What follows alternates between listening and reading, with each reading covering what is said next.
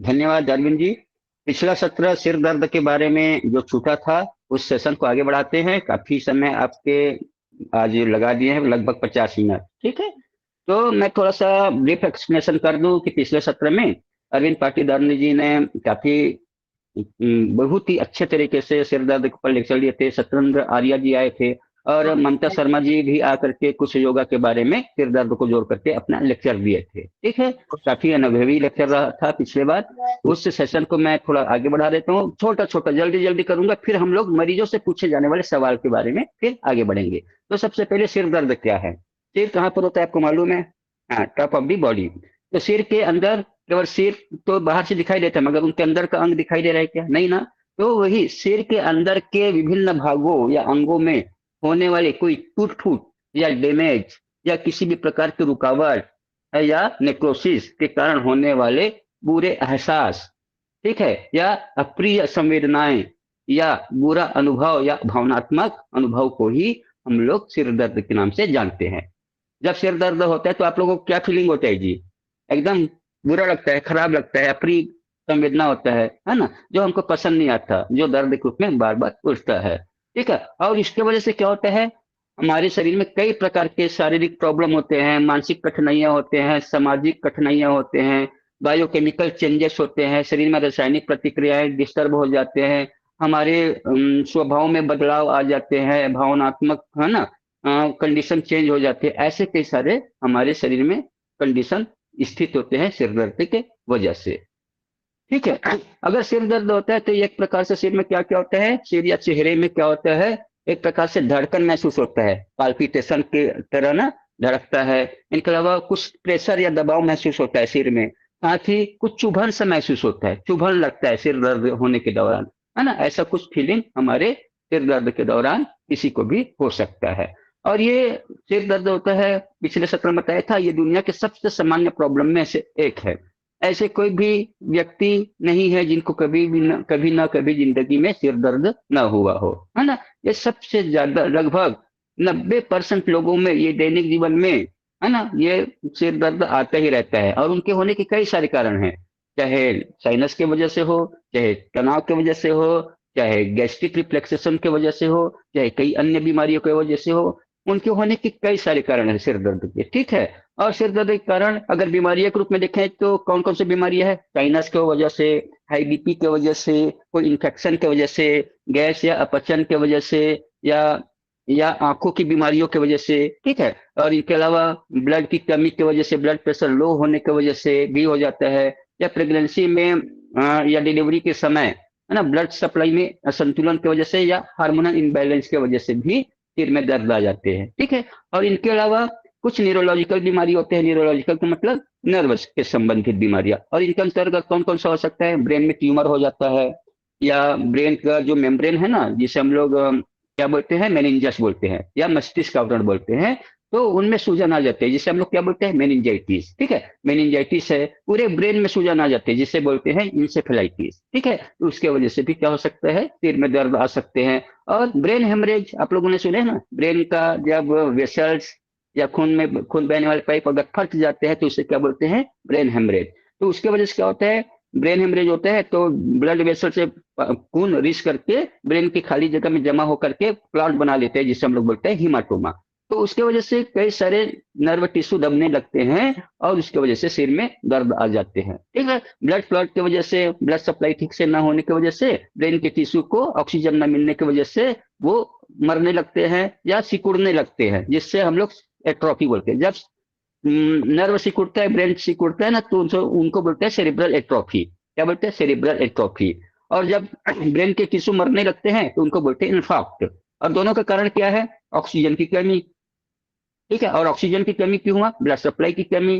तो जब ब्रेन में ब्लड सप्लाई की कमी होगा तो इनको बोलते हैं इस्केमिक चेंजेस। और जब ऑक्सीजन की कमी होंगे तब उनको बोलते हैं हाइपोक्सिक चेंजेस। ठीक है, तो ब्लड सप्लाई की कमी से, ऑक्सीजन की कमी हो जाने की वजह से ब्रेन के टिश्यू में एक अप्रिय संवेदना होते हैं, बुरा एहसास होता है, जिसकी वजह से सिर में दर्द आने लगते हैं।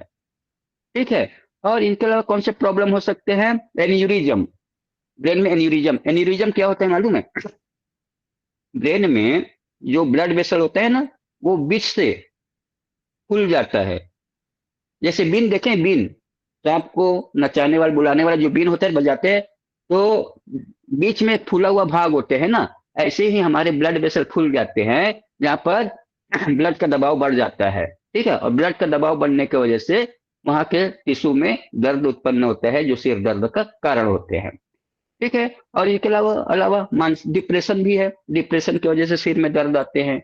और कुछ लोगों में जेनेटिक प्रॉब्लम की वजह से भी सिर में दर्द आते हैं, और जेनेटिकल रूप में माइग्रेन। ठीक है, अगर किसी को माइग्रेन होता है तो वो जेनेटिक रूप भी हो सकता है, जिसकी वजह से सिर में दर्द आ सकते हैं। और कुछ लोगों में जीवन शैलियां, ठीक है, जीवन शैली की वजह से भी प्रॉब्लम आते हैं। और वो जीवन शैली क्या हो सकते हैं? ज्यादा समय तक काम करना, ज्यादा समय तक धूप में काम करने की वजह से डिहाइड्रेशन होना, पानी की कमी शरीर में हो जाते हैं, उसके वजह से सिर में दर्द आ सकते हैं। ठीक है, और इसके अलावा जो व्यक्ति ज्यादा चिंता करता है, ज्यादा गम में डूबा रहता है, ज्यादा अशांति भाव में माहौल में रहते हैं, तो ये सिर में दर्द का कारण बन सकता है। इनके अलावा जो लोग बहुत कम सोते हैं, नींद की कमी, जिनको नींद नहीं आता है, उनको सिर में दर्द आ जाते हैं। और जो लोग शराब ज्यादा पीते हैं, या जो गलत तरीके से बैठते हैं, है ना, तो उस कंडीशन में सिर दर्द हो सकता है। और इसके अलावा जो ज्यादा देर तक मोबाइल देखते हैं, लैपटॉप देखते हैं, टीवी देखते हैं, या कोई भी स्क्रीन को कंटिन्यू देखता रहता है, या जो व्यक्ति गर्दन झुका करके ज्यादा काम करते हैं, जिसकी वजह से सर्वाइकल प्रॉब्लम आ जाते हैं, तो उसके वजह से भी सिर में दर्द हो सकता है। ठीक है, तो ऐसे बहुत सारे कारण हैं। और क्या कारण हो सकता है? जो लोग ज्यादा सेक्स करते हैं। ठीक है, जब ज्यादा सेक्स करते हैं तो ब्लड का फ्लो किधर होता है? जेनाइटल एरिया में ब्लड का फ्लो बढ़ जाता है, सिर के एरिया में ब्लड का फ्लो कम हो जाता है। जब ब्लड का फ्लो जिधर कम होगा, उधर का उस टिश्यू में कॉन्ट्रिक्शन आता है, जिसकी वजह से दर्द आ जाते हैं। तो सिर के एरिया में ब्लड सप्लाई कमी होगा, तो कॉन्ट्रिक्शन होगा, और उसकी वजह से दर्द आ जाता है। और साथ ही कुछ लोगों में खान पान की वजह से भी सिर में दर्द आ सकते हैं। खान पान में मतलब, जो लोग कम पानी पीते हैं तो शरीर में एसिड बढ़ेगा, और एसिड में बढ़ेगा तो क्या होगा? ब्लड प्रेशर लो रहेगा, और ब्लड प्रेशर लो रहेगा तो ब्रेन के टिश्यू में कॉन्ट्रेक्शन आएगा, जो दर्द का कारण बनेगा। और जो लोग ज्यादा समय तक भूखा रहता है, खाना खाते ही नहीं है, इग्नोर करते हैं, सवेरे खा के नहीं गया, सीधा शाम तक आता है, ये भूखापन की वजह से पेट खाली होगा। और जब पेट खाली होगा तो क्या होगा? लगभग गैस ज्यादा बनता है, खाली पेट में गैस ज्यादा बनता है, और एसिड ज्यादा डेवलप होता है। ठीक है, एसिड ज्यादा डेवलप होता है, उस एसिड की वजह से नर्व पर दबाव पड़ता है, गैस की वजह से नर्व पर दबाव पड़ता है, जिसकी वजह से सिर में दर्द आता है। और साथ ही कई लोग कैफीन युक्त आहार लेते हैं, जैसे तंबाकू वगैरह लेते हैं। और कई लोग अल्कोहल ज्यादा लेने की वजह से, या कोई लोग ज्यादा मिर्च मसाले वाली चीजें ज्यादा खाने से एसिडिटी हो जाने की वजह से सिर में दर्द आते हैं। और कुछ लोगों में एटमोस्फेयर चेंजेस होता है, वातावरण चेंजेस होता है। और वातावरण मतलब, सर्दी से अगर अगर सर्दी आया, सर्दी के बाद तुरंत क्या आता है? गर्मी आ जाता है। तो ये बीच में ना मौसम में बदलाव आता है, तो उस कंडीशन में हमारे शरीर में ना कई सारे केमिकल, जो रासायनिक प्रक्रिया है ना, उनमें चेंजेस आता है, तो उस दौरान हमारे सिर में भी दर्द आ जाता है। ह्यूमिडिटी की वजह से सिर में दर्द आ सकते हैं, गर्मी के प्रभाव से सिर में दर्द आ सकते हैं, ज्यादा ठंडी आता है तो भी सिर में दर्द हो सकता है, कोई कोई एलर्जी की वजह से, कोई पॉलन कड़ गया, डस्ट गया, तो उसकी वजह से भी सिर में दर्द हो सकते हैं, है ना। और जो ज्यादा साउंड आता है ना, ज्यादा साउंड की वजह से ज्यादा आवाज की वजह से भी सिर में दर्द हो सकते हैं। गलत स्मेल की वजह से, गलत स्मेल, जैसे आप जा रहे हो और गाड़ी मोटर से धुआं निकलता है, कार्बन मोनोऑक्साइड वाला धुआं जाता है जब श्वास में, तो उसकी वजह से तुरंत ही सिर में दर्द आ जाते हैं। कई बार तो उल्टी फीलिंग भी हो सकता है। तो ऐसे कई सारे कारण हो सकते हैं। इनके अलावा अगर किसी को सिर में दर्द है, तो सिर में दर्द के कई सारे लक्षण होते हैं। तो वो लक्षण क्या क्या हो सकते हैं? जैसे कि कई लोगों को उल्टी होता है, उल्टी फीलिंग होता है सिर दर्द की वजह से। कई लोगों में चक्कर आना हो सकता है। कई लोगों को आंखों में धुंधलापन हो सकते हैं। इनके अलावा कई लोगों में थकान थकान महसूस बना रहता है। इनके अलावा कई लोगों के कनपट्टी में दर्द होता है, कई लोग के सिर में दर्द होता है, कई लोग के माथा के सामने दर्द होता है, और इनके सब अलग अलग कारण है। अगर किसी को माथा के सामने या आंखों के आसपास अगर दर्द होता है तो उनका कारण है साइनस। ठीक है, तो साइनस की वजह से वो दर्द माथा या आंखों के आसपास हो सकते हैं। किसी के कनपट्टी में दर्द होता है, कोई भी साइड की कनपट्टी में दर्द होता है, तो उनका कारण क्या हो सकता है? माइग्रेन। ठीक है, माइग्रेन की वजह से कनपट्टी में दर्द हो सकता है। और इनके अलावा कुछ लोगों के सिर के ऊपर में दर्द आता है, जो ब्लड प्रेशर बढ़ने की वजह से सिर में दर्द हो सकता है। कई लोगों को सिर के पीछे दर्द आता है, और सिर के पीछे दर्द किसकी वजह से आता है? ज्यादा देर तक काम करने की वजह से सर्वाइकल नर्व पे तनाव आने की वजह से ये दर्द आ सकते हैं। ठीक है, तो इनके अलग अलग प्रकार होते हैं, कोई टेंशन की वजह से, कोई माइग्रेन की वजह से, कोई क्लस्टर हेडेक होता है ना, कोई ज्यादा ठंडी की वजह से दर्द हो सकता है। ठीक है, तो इनके अलावा कुछ लोगों में क्लस्टर सिर दर्द, कई लोगों में माइग्रेन की वजह से, कई लोगों में सिर दर्द की वजह से, कई लोगों में साइनस की वजह से, कई लोगों में पानी की कमी से, डिहाइड्रेशन की वजह से, कई लोगों में ज्यादा दवाइयाँ खाने की वजह से, साइड इफेक्ट ऑफ मेडिसिन की वजह से सर में दर्द आ जाते हैं। कई लोगों में स्पाइनल स्पाइनल प्रॉब्लम आने की वजह से, सर्वाइकल स्पाइनल में प्रॉब्लम आने की वजह से सिर में दर्द आ जाते हैं। और कई लोगों में थंडर क्लैप सिर दर्द होता है, जो कहीं पर भी सिर में दर्द हो सकता है, अचानक ही दर्द हो सकता है। ठीक है, तो इस प्रकार से अलग अलग प्रकार के सिर दर्द होते हैं, जिसे आपको समझना है। इनके अलावा अब समय आता है, अगर ये सब किसी भी प्रकार के सिर में दर्द है, तो उनके लिए हमको रोगी से क्या क्या सवाल करना है। ठीक है, तो रोगी से पूछे जाने वाले क्या क्या सवाल है। आप क्लिनिक चलाते हो, अपने चेयर अपने चेयर में बैठे हो, आपके पास कोई पेशेंट आया, सिर दर्द के पेशेंट आया, तो आप तो उनको डायग्नोस करोगे। फिर डायग्नोस करने के बाद आपको उस सिर दर्द का वास्तविक कारण पता चलेगा। और जब वास्तविक कारण पता चलेगा, तो फिर उससे रिलेटेड आप ट्रीटमेंट बना करके उनको दोगे तत्काल में। और मैं एक बार नहीं, मैं कई बार बोल चुका हूँ, सिर दर्द के बहुत सारे ट्रीटमेंट हो सकते हैं। पहले से बना हुआ है, और जरूरी नहीं है कि पहले से बना हुआ जो ट्रीटमेंट है हर प्रकार के सिर दर्द को ठीक करे, ऐसा नहीं है। तो कोई भी बीमारी के कारण को बिना समझे अगर आप बिना कारण के ट्रीटमेंट दोगे, तो वो बीमारी ठीक नहीं होगा। तो किसी भी बीमारी को ठीक करना है तो उनके वास्तविक कारण को समझना है, और वास्तविक कारण को समझ करके जब हम लोग उस कारण को ठीक करेंगे, तो बीमारी फिर पूरी तरह से ठीक होना चालू होगा। ठीक है, तो सिर दर्द में रोगी से संबंधित पूछे जाने वाले कुछ सवाल। ठीक है, तो इसके अंतर्गत हम लोग क्या करेंगे? अगर किसी भी रोगियों में सिर दर्द होता है, तो ये समस्या रोगी के सिर में कई अलग अलग भागों में दर्द हो सकता है। ठीक है, और ये उस भागों के अंगों में कुछ उत्तेजना की वजह से हो सकते हैं, और वो उत्तेजना को लाने वाले बहुत सारे फैक्टर भी होते हैं, कि वो उत्तेजना किस कारण से आया हुआ है। वो कॉन्ट्रेक्शन या वो उत्तेजना, वो दबाव, वो तनाव, वो किस कारण से आया हुआ है, उसी को समझने के लिए हमको सिर दर्द के जो रोगी आए हैं उनसे सवाल जवाब करना है। ठीक है, तो उनके होने के कई कारण हो सकते हैं। और साथ में सिर दर्द अगर होता है ना, तो उनके हर एक कारण के अलग अलग लक्षण भी होता है। क्या होते हैं? अलग अलग लक्षण होता है। तो उस लक्षण को भी हमको जानना है। तो लक्षण से संबंधित सवाल करेंगे, तो हमको समझ आ जाएगा कि उस कारण से ये सिर दर्द आया हुआ है। ठीक है, तो इन्हीं कारण और लक्षणों को ध्यान में रख करके मरीज से रोग से संबंधित कई प्रकार के सवाल जवाब करना बेहतर होगा। ठीक है, कोई फिक्स ट्रीटमेंट नहीं देना है, बिना कारण जाने ट्रीटमेंट नहीं देना है। ठीक है, आप हमारे पास कोई भी मरीज आता है, तो आप लोग क्या करते हो? मरीज का पूरा डिटेल भरते हो, पेशेंट कार्ड बना होगा आपके पास। तो जब भी पेशेंट आपके पास आता है ना, तो उस पेशेंट का पेशेंट कार्ड निकालना, और हर दिन का उनका अपडेट उस पेशेंट कार्ड में लिखने का प्रयास करना। आज ट्रीटमेंट लेकर गया, फिर कल दोबारा आया, फिर तीसरे दिन आया, फिर चौथे दिन आया, वो रेगुलर आ रहा है। तो हर एक दिन का उनका फीडबैक लिखना है, और हर एक दिन का डायग्नोस्टिक पॉइंट चेक करना है। ये दो कंडीशन तो आपको नियम फॉलो करना ही पड़ेगा। ठीक है, डायग्नोस्टिक पॉइंट डेली चेक करना, ट्रीटमेंट देने के पहले और ट्रीटमेंट देने के बाद।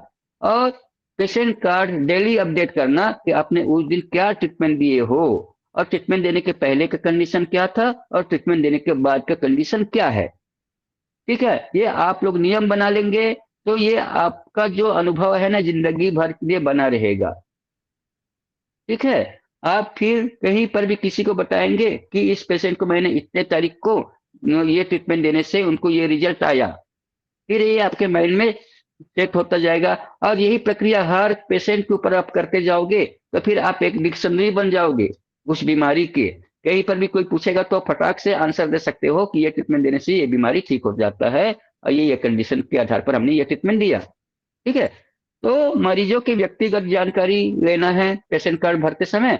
और पेशेंट कार्ड भरते समय व्यक्तिगत जानकारी क्या क्या भरना है आपको मालूम है? व्यक्ति पेशेंट की व्यक्तिगत जानकारी, उनका नाम, उनका पता, उनका उम्र, उनका सेक्स पूछना है, उनका वजन कितना है, उनका ऊंचाई कितना है, उनका कॉन्टेक्ट नंबर, ईमेल, वेबसाइट, जो भी होगा, ब्लड ग्रुप होगा, वो सब पूछना है, भरते जाना है। और फिर उनके व्यवसाय से संबंधित सवाल पूछना है। उनके व्यवसाय या कामकाज से संबंधित सवाल क्या हो सकता है कि उनसे पूछना आप क्या काम करते हो, कोई ऑफिशियल काम है क्या, कोई किसानी काम करते हो क्या, है ना, या मजदूर हो, कि कुली हो, कि खिलाड़ी हो, या जो भी काम करते हैं, लेक्चरर है, डॉक्टर है, इंजीनियर है, पायलट, जो भी काम करते हैं उस काम के बारे में आप नोट डाउन कर लेना।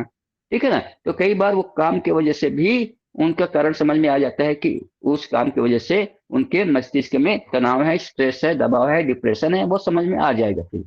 और इनके अलावा वो दिन में धूप में काम करता है कि छाया में काम करता है, वो आप लोग लिखना। ठीक है। तो काम करने का समय कितना है, 2 घंटा, 4 घंटा, 8 घंटा, 10 घंटा, 12 घंटा, कितने घंटे काम करता है, वो सब आप नोट डाउन करना। ठीक है। ज्यादातर धूप में काम करता है कि छाया में काम करता है, ये सब आप लिखते जाना। अब उसके बाद उनके पारिवारिक की स्थिति को जानना। उस जो भी रोगी आया है तो उनके परिवार की स्थिति क्या है, तो पारिवारिक जानकारी से संबंधित सवालों में क्या पूछना, तो परिवार की रहन सहन कैसा है, कैसा माहौल है परिवार का, आपस में लड़ाई झगड़ा होता है, हंसी खुशी के साथ रहता है, हमेशा टेंशन बना रहता है, एक दूसरे को ताना मारते रहते हैं, एक दूसरे की बुराई करते रहते हैं, कई सारी घटनाएं होते हैं, है ना। तो ये सब आप उनका घर का माहौल समझना, उनका हर एक्टिविटी को समझना, पारिवारिक काम क्या है उनको लिखना, क्या काम करते हैं पूरे परिवार के लोगों में, है ना, उनका खुद का काम क्या है, परिवार के लोग क्या काम करते हैं। तो एक प्रकार से जब जिम्मेदारी व्यक्ति में आता है ना, तो इसके आधार पर भी हमारा मूड चेंज हो जाते हैं, माइंड चेंज होता है, और ये सिर दर्द आने का भी कारण हो सकता है। ठीक है। ये सब सवाल उनसे आप पूछेंगे तो कई सारे फैक्टर आपको ऐसे ही आप समझ में आता जाएगा। अब उसके अलावा पारिवारिक चिंता, पारिवारिक का कंडीशन, वो चिंता ज्यादा करता है परिवार के बारे में, या तनाव रहता है, या परिवार के अन्य सदस्यों को यदि ये रोग है तो उसके बारे में ये सवाल जरूर करना। ठीक है। परिवार में किसी और रोगी को, परिवार में और किसी अगर मेंबर को अगर सिर में दर्द है, तो हो सकता है कि मम्मी को हो सकता है, पापा को हो सकता है, भाई बहन को भी हो सकता है, तो उनको भी आया हो, तो हम समझ सकते हैं कि वो जेनेटिक कंडीशन में ये प्रॉब्लम आया हुआ है ना। तो ये आप सवाल करेंगे तभी आपको समझ में आ जाएगा कि वो जेनेटिक है कि उपार्जित है, एक्वायर्ड है। इनके अलावा रोग से संबंधित सवालों में रोग के कारणों और लक्षणों को ध्यान में रख करके शारीरिक और मानसिक स्थिति से संबंधित भी सवाल पूछे जाते हैं। और विभिन्न मेडिकल हिस्ट्री भी पूछना है, तो मेडिकल हिस्ट्री के अंतर्गत क्या पूछोगे, शुगर है क्या, डायबिटीज शुगर है क्या, हाई बीपी है क्या, अस्थमा का प्रॉब्लम है क्या, liver problem, kidney problem, heart problem, thyroid का प्रॉब्लम, या कोई अन्य बीमारी है क्या, ये सब आप पूछना। अगर है तो हो सकता है कि उनमें कहीं ना कहीं ब्लड प्रेशर हो सकता है, हार्ट के प्रॉब्लम की वजह से भी सिर में दर्द आ सकता है, हाइपोथायरिडिज्म की वजह से सिर में दर्द आ सकता है। ठीक है। तो कोई गंभीर बीमारी जैसे ब्रेन ट्यूमर है, कैंसर है, इन्फेक्शंस है ना, ये सब कारणों की वजह से सिर में दर्द आ सकता है, तो ये सब नोट डाउन करते जाना पेशेंट के कार्ड में। ठीक है। और इनके अलावा वर्तमान में जो उनका क्रियाकलाप है पेशेंट का, वो आप जरूर पूछना। तो इस प्रकार से कितने सारे प्रश्न आपने अभी तक पूछ लिया, बता लिया, है ना, वो आप सब को माइंड में सेट होना चाहिए। और आगे क्या समस्या, आगे पेशेंट जब आएगा तो उनसे और क्या सवाल करेंगे, बीमारी से रिलेटेड सवाल करेंगे। और बीमारी से रिलेटेड सवाल क्या रहेगा जी, आपको क्या समस्या या परेशानी है, ये तो आप पूछोगे ही। पेशेंट आपके पास आएगा तो क्या समस्या है, क्या बीमारी है, उस बारे में आप उनको सबसे पहले यही पूछोगे। और उसके बाद पूछोगे आपको ये समस्या या बीमारी या रोग कब से है, या आपको इस समस्या के बारे में कैसे पता चला, ये सब कॉमन सवाल है, ये सब पूछना। और उसके बाद आपके शादी को कितने साल हो गए, शादी हो गए तो जिम्मेदारी आएगा, जिम्मेदारी आएगा तो काम काज करना पड़ेगा, काम काज आए तो वो पैसा काम है, तो ये सब निर्भर करता है। ठीक है। और इसके बाद आपको जो प्रॉब्लम आया है, तो उस प्रॉब्लम के बारे में आपने कहीं कोई इलाज कराए हो क्या, किसी डॉक्टर को दिखाए हो क्या? कोई जैसे कि आयुर्वेदिक है, होम्योपैथी है या कोई देसी दवाइयाँ लिए हो क्या, या कोई एक्यूप्रेशर है, योगा है, नेचुरोपैथी है, या कोई किसी भी प्रकार के इलाज कराए हो क्या, ऐसा रोगी से पूछना है। ठीक है। इनके अलावा इनके अलावा रोगी से क्या सवाल करना, अ, रोगी से पूछना कि आपने इस बारे में कोई विशेषज्ञ डॉक्टर को दिखाए हो क्या, और डॉक्टर ने क्या कहा। डॉक्टर के पास अगर गए रहे होंगे, है ना, डॉक्टर ने कुछ एडवाइस दिए होंगे, तो डॉक्टर ने क्या एडवाइस दिए, क्या कहा, और आप हमारे पास कैसे आए। अगर आप डॉक्टर के पास इलाज करा रहे थे तो ठीक नहीं हुए होंगे, तभी तो हमारे पास आएंगे ना। ये सब फीडबैक उनसे लेना है। और डॉक्टर ने क्या कहा इस बारे में पूछना है, कुछ और एक्स्ट्रा बताए होंगे सिर दर्द के बारे में। ठीक है। इनके बाद डॉक्टर ने कोई दवाई वगैरह दिए है क्या, दवाई खा रहे हो क्या, कब से दवाई खा रहे हो, कितने दिन से दवाइयाँ खा रहे हो, ये आप पेशेंट से पूछना। अगर ज्यादा दवाइयाँ खाएंगे तो उस दवाइयों का साइड इफेक्ट के वजह से गर्मी बढ़ जाएगा शरीर में, और दवाइयों के साइड इफेक्ट इफेक्ट की वजह से शरीर में केमिकल क्या इनबैलेंस हो सकता है, हार्मोनल इनबैलेंस हो सकता है, जो सिर में दर्द का कारण हो सकता है। और कई बार न्यूरोटॉक्सिक प्रोडक्ट डेवलप हो जाता है ज्यादा दवाइयों के प्रभाव से, जिसकी वजह से सेल्स में डिनर्वेशन होना चालू हो सकता है, जो बीमारी का या सिर दर्द होने का कारण हो सकता है। इसके अलावा अ, उनसे पूछना आपको दवाइयों का साइड इफेक्ट हुआ था क्या, जिसके बाद आपका सिर दर्द आया हो, या कोई अन्य बीमारी भी आया हो, या आप पेशेंट से पूछ सकते हो। है ना, कई बार पेशेंट हमारे पास ना बहुत देर बाद आते हैं। कई पेशेंट तो ऐसा है कि जिनको 4 साल 5 साल 10 साल से सिर दर्द है, मगर उनको हमारे बारे में बहुत देर में पता चला, तब जाकर के वो हमारे पास आए हैं। ठीक है। अब इसके बाद उनसे पूछना, आप अपने समस्या के लिए कोई मेडिकल रिपोर्ट कराए हो क्या, या निकलवाए हो क्या, जैसे कोई ब्लड टेस्ट या एमआरआई वगैरह। अगर उन्होंने कोई ब्लड टेस्ट करवाया है, तो इसमें देखना ईएसआर का लेवल क्या है, सीआरपी का लेवल क्या है, डब्ल्यूबीसी का लेवल क्या है, हीमोग्लोबिन का लेवल क्या है। और ये क्यों पूछना है, क्योंकि हीमोग्लोबिन अगर कम रहेगा तो हो सकता है शरीर में ऑक्सीजन ऑक्सीजन की कमी हो जाएगा, आरबीसी की कमी हो जाएगा। और ऑक्सीजन की कमी से क्या होगा, नर्व में या कोई भी सेल में चयापचय क्रिया के लिए जो रासायनिक प्रक्रिया होना चाहिए ना, उनके लिए ऑक्सीजन की जरूरत पड़ता है। और ऑक्सीजन की कमी में चयापचय क्रिया कम होगा तो क्या होगा, मसल कॉन्ट्रिक्शन में गड़बड़ी आएगा, डायरेक्शन में गड़बड़ी आएगा, और ज्यादा मसल टेंशन आ जाएगा, और मसल टेंशन आएगा तो सिर में दर्द आएगा। ठीक है। और इनके अलावा सीआरपी और ईएसआर, सीआरपी और ईएसआर ऐसा फैक्टर है जो शरीर के अंदर किसी भी भाग में अगर कोई सूजन है, अगर कोई सूजन है तो उस सूजन को इंडिकेट करता है, बताता है कि हमारे शरीर में कहीं ना कहीं सूजन है, तो सूजन की स्थिति को बताता है सीआरपी, सी रिएक्टिव प्रोटीन, और ईएसआर है ना, एरिथ्रोसाइट सेंडिमेंटल सन रेट। तो ये दोनों ऐसा केमिकल है जिससे हमारे शरीर के अंदर का सूजन का पता चलता है। फिर अगर शरीर में इंफ्लेमेशन या सूजन है तो उनको ठीक करने के लिए आप क्या देते हो, इंफ्लेमेशन ट्रीटमेंट देते हो ना। हाँ, तो इसलिए ये ब्लड टेस्ट की जरूरत है। और जो जो डब्ल्यूबीसी, अब डब्ल्यूबीसी का कंडीशन क्यों पूछ रहा है, अगर डब्ल्यूबीसी ज्यादा मात्रा में बढ़ गया है, नॉर्मल रेंज क्या होता है डब्ल्यूबीसी का, लगभग 4,000 से 10,000, कई सारे रिपोर्ट में 4,000 से 11,000 तक नॉर्मल रेंज है। अगर डब्ल्यूबीसी बढ़ करके 14,000 15,000 18,000 हो गया, तो आप क्या समझोगे कि हमारे शरीर में डब्ल्यूबीसी हाइपर है, हाइपर इम्यूनिटी है। और जब शरीर में हाइपर इम्यूनिटी होता है तो उससे रिलेटेड ऑटो इम्यून डिसऑर्डर नामक बीमारी डेवलप हो जाते हैं, और उसके वजह से हमारे शरीर के कई सारे सेल्स में, टिश्यू में, नर्व में डैमेज होना चालू हो जाते हैं।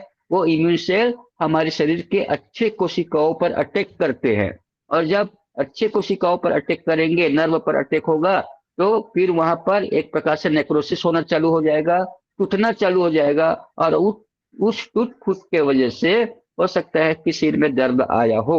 इसलिए WBC की स्थिति, एंटीबॉडी की स्थिति, लिम्फोसाइट की स्थिति को जानना जरूरी है ताकि ऑटोइम्यूनिटी का पता लगा सके। ठीक है, इनके अलावा कोई और टेस्ट है, ANA है, ठीक है, ANA है या ACLB27 है। तो ACLB27 एंकिलोजिंग स्पॉन्डिलाइटिस के कंडीशन के लिए जानते हैं, ताकि इनमें जो ऑटोइम्यूनिटी के कंडीशन हो उसके लिए ACLB27 का स्थिति को जानते हैं।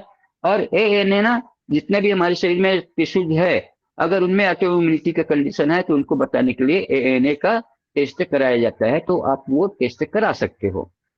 ठीक है, और इसके अलावा MRI, अगर किसी रोगी ने MRI करवाया है तो MRI में क्या देखोगे, तो वो तो पूरा बता देगा कि सिर का कौन से कंडीशन की वजह से प्रॉब्लम आया है। तो MRI में क्या लिखा रहेगा, इंट्राक्रेनियल हेमरेज लिखा रहेगा, कि इन्फॉक्ट लिखा रहेगा, कि ब्रेन ट्यूमर लिखा हुआ है, या मेनिंजाइटिस लिखा हुआ है, इंसेफेलाइटिस लिखा हुआ है, या कोई मेम्ब्रेन पतला है कि मोटा है, कि बेसल गैंग्लिया में कोई और प्रॉब्लम तो नहीं है। तो ब्रेन के अंदर के जो भी भाग में जो प्रॉब्लम होंगे ना, वो MRI से पता चलेगा।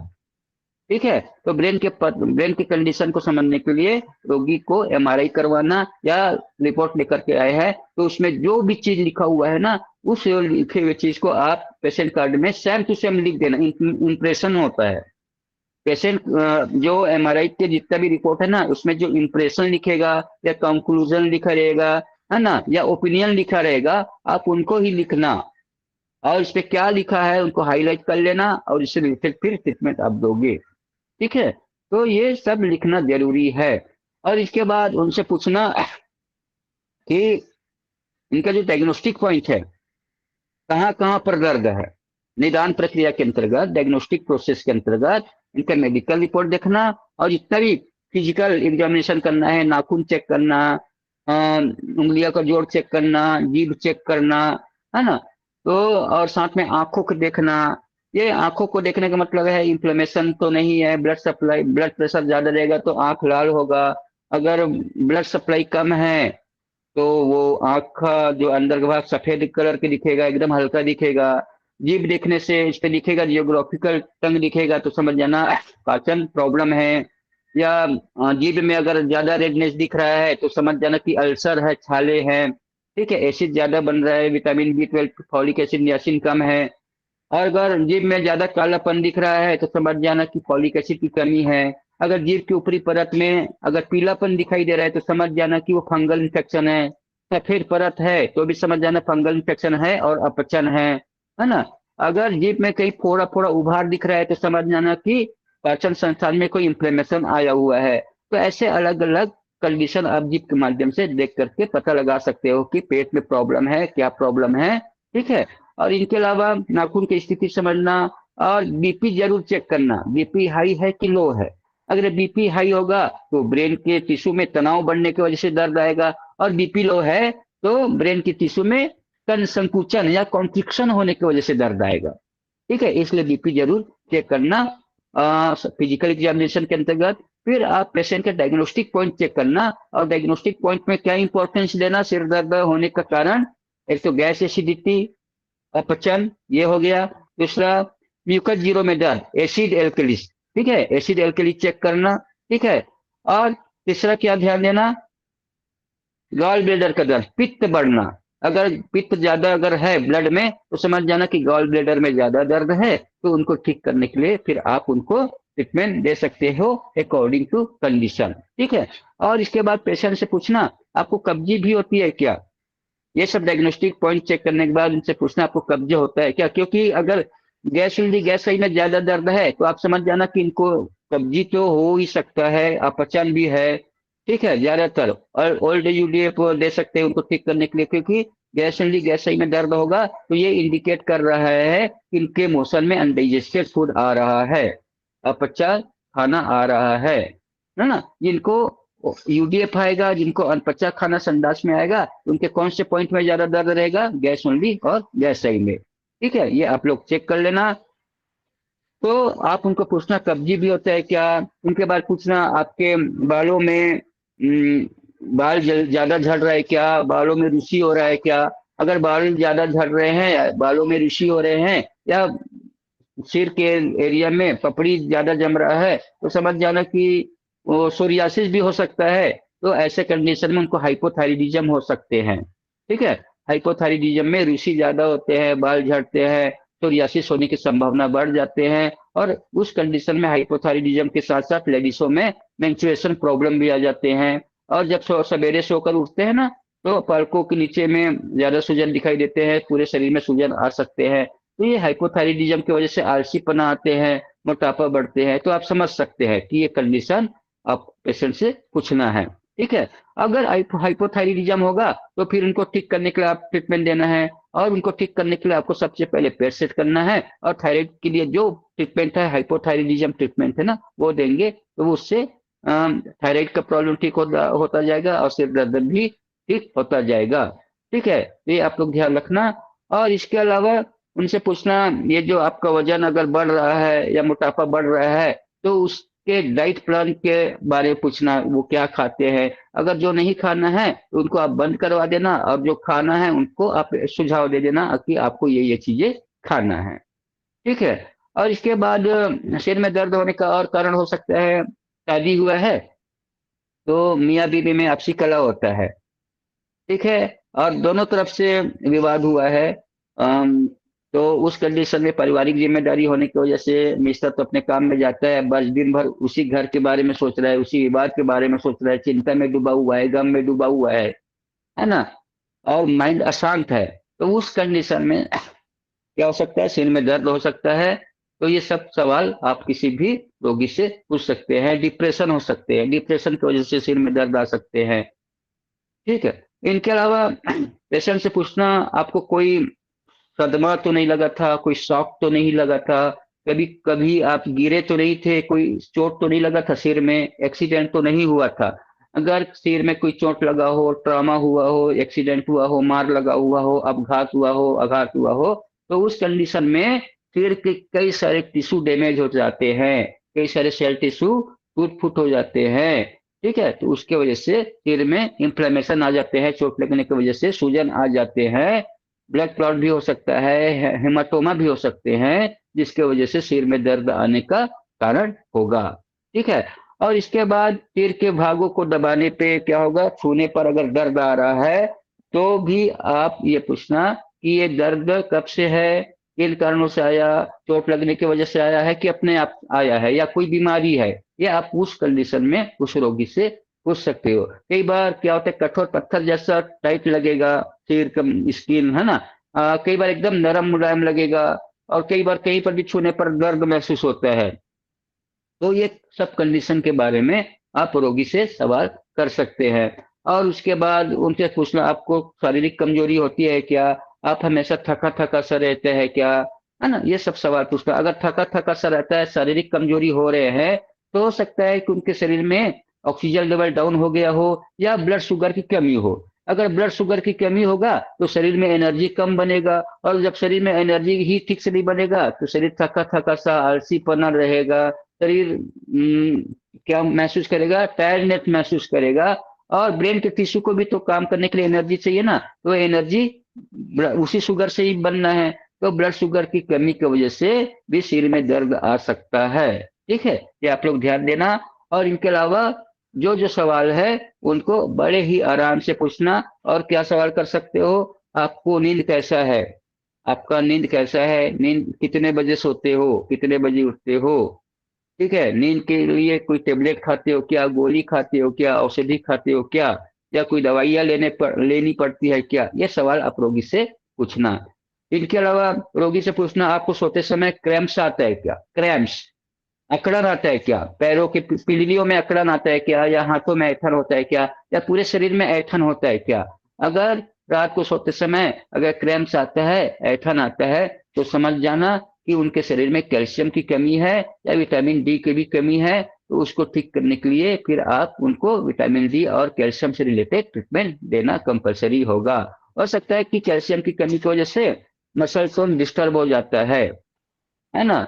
इसलिए सिर में दर्द हो सकता है, तो उनको ठीक करने के लिए ट्रीटमेंट देना। और इसके अलावा उनसे पूछना, कोई बुखार वगैरह आया था क्या, और बुखार आने के बाद आपके सिर में दर्द आया है क्या। अगर बुखार आया होगा तो समझ जाना कि उनके शरीर में बुखार आने के कारण क्या है, इन्फेक्शन हो सकता है। ज्यादा दिनों तक ये बुखार रहेगा तो इन्फेक्शन के कारण हो सकता है, वायरल इन्फेक्शन हो सकता है, ठीक है। और वो वायरल इन्फेक्शन ब्रेन पे अटैक किया हो, और ज्यादा दिनों तक बुखार रहता है तो बुखार की कंडीशन में शरीर में पानी की कमी हो जाती है, डिहाइड्रेशन हो जाते हैं, और डिहाइड्रेशन की वजह से भी सिर में दर्द हो सकता है, इन्फेक्शन की वजह से भी सिर में दर्द हो सकता है, ठीक है। तो ये आप पेशेंट से जरूर पूछना। इनके बाद पेशेंट को पूछना उनका एटमोस्फेयर के बारे में पूछना। उनका जो घर है या काम करने जहाँ जाते हैं वहाँ का माहौल कैसा है, दूषित एरिया है क्या, जहाँ डस्ट धूल हमेशा बहता रहता है, या बड़ा नाला है क्या उनके आसपास, बड़े नाली में कितना बदबू, कितने इन्फेक्शन है ना उनके आसपास क्लाइमेट में मौजूद रहते हैं, जो श्वास के द्वारा शरीर को इन्फेक्टेड करते हैं। तो ये सब सवाल वहाँ का करना। कोई इंडस्ट्रियल एरिया में रहते हैं क्या, है ना, पॉल्यूटेड एरिया में रहते हैं क्या, ये सब पूछना। खान पान में जंक फूड खाते हो क्या, ये सब बंद करना पड़ेगा, क्योंकि ज्यादा जंक फूड खाएगा तो गैस एसिडिटी ज्यादा बनेगा, जो सिर में दर्द होने का कारण बनेगा, ठीक है। और इनके अलावा उनको पूछना, आपको कभी भी भूखे नहीं रहना है, अगर कहीं भी जा रहे हो तो कुछ हल्का फुल्का खाना जरूर खाना, और जब सिर में दर्द है तो आपको ऐसा खाना खाना जो पचने में आसानी से पच जाए।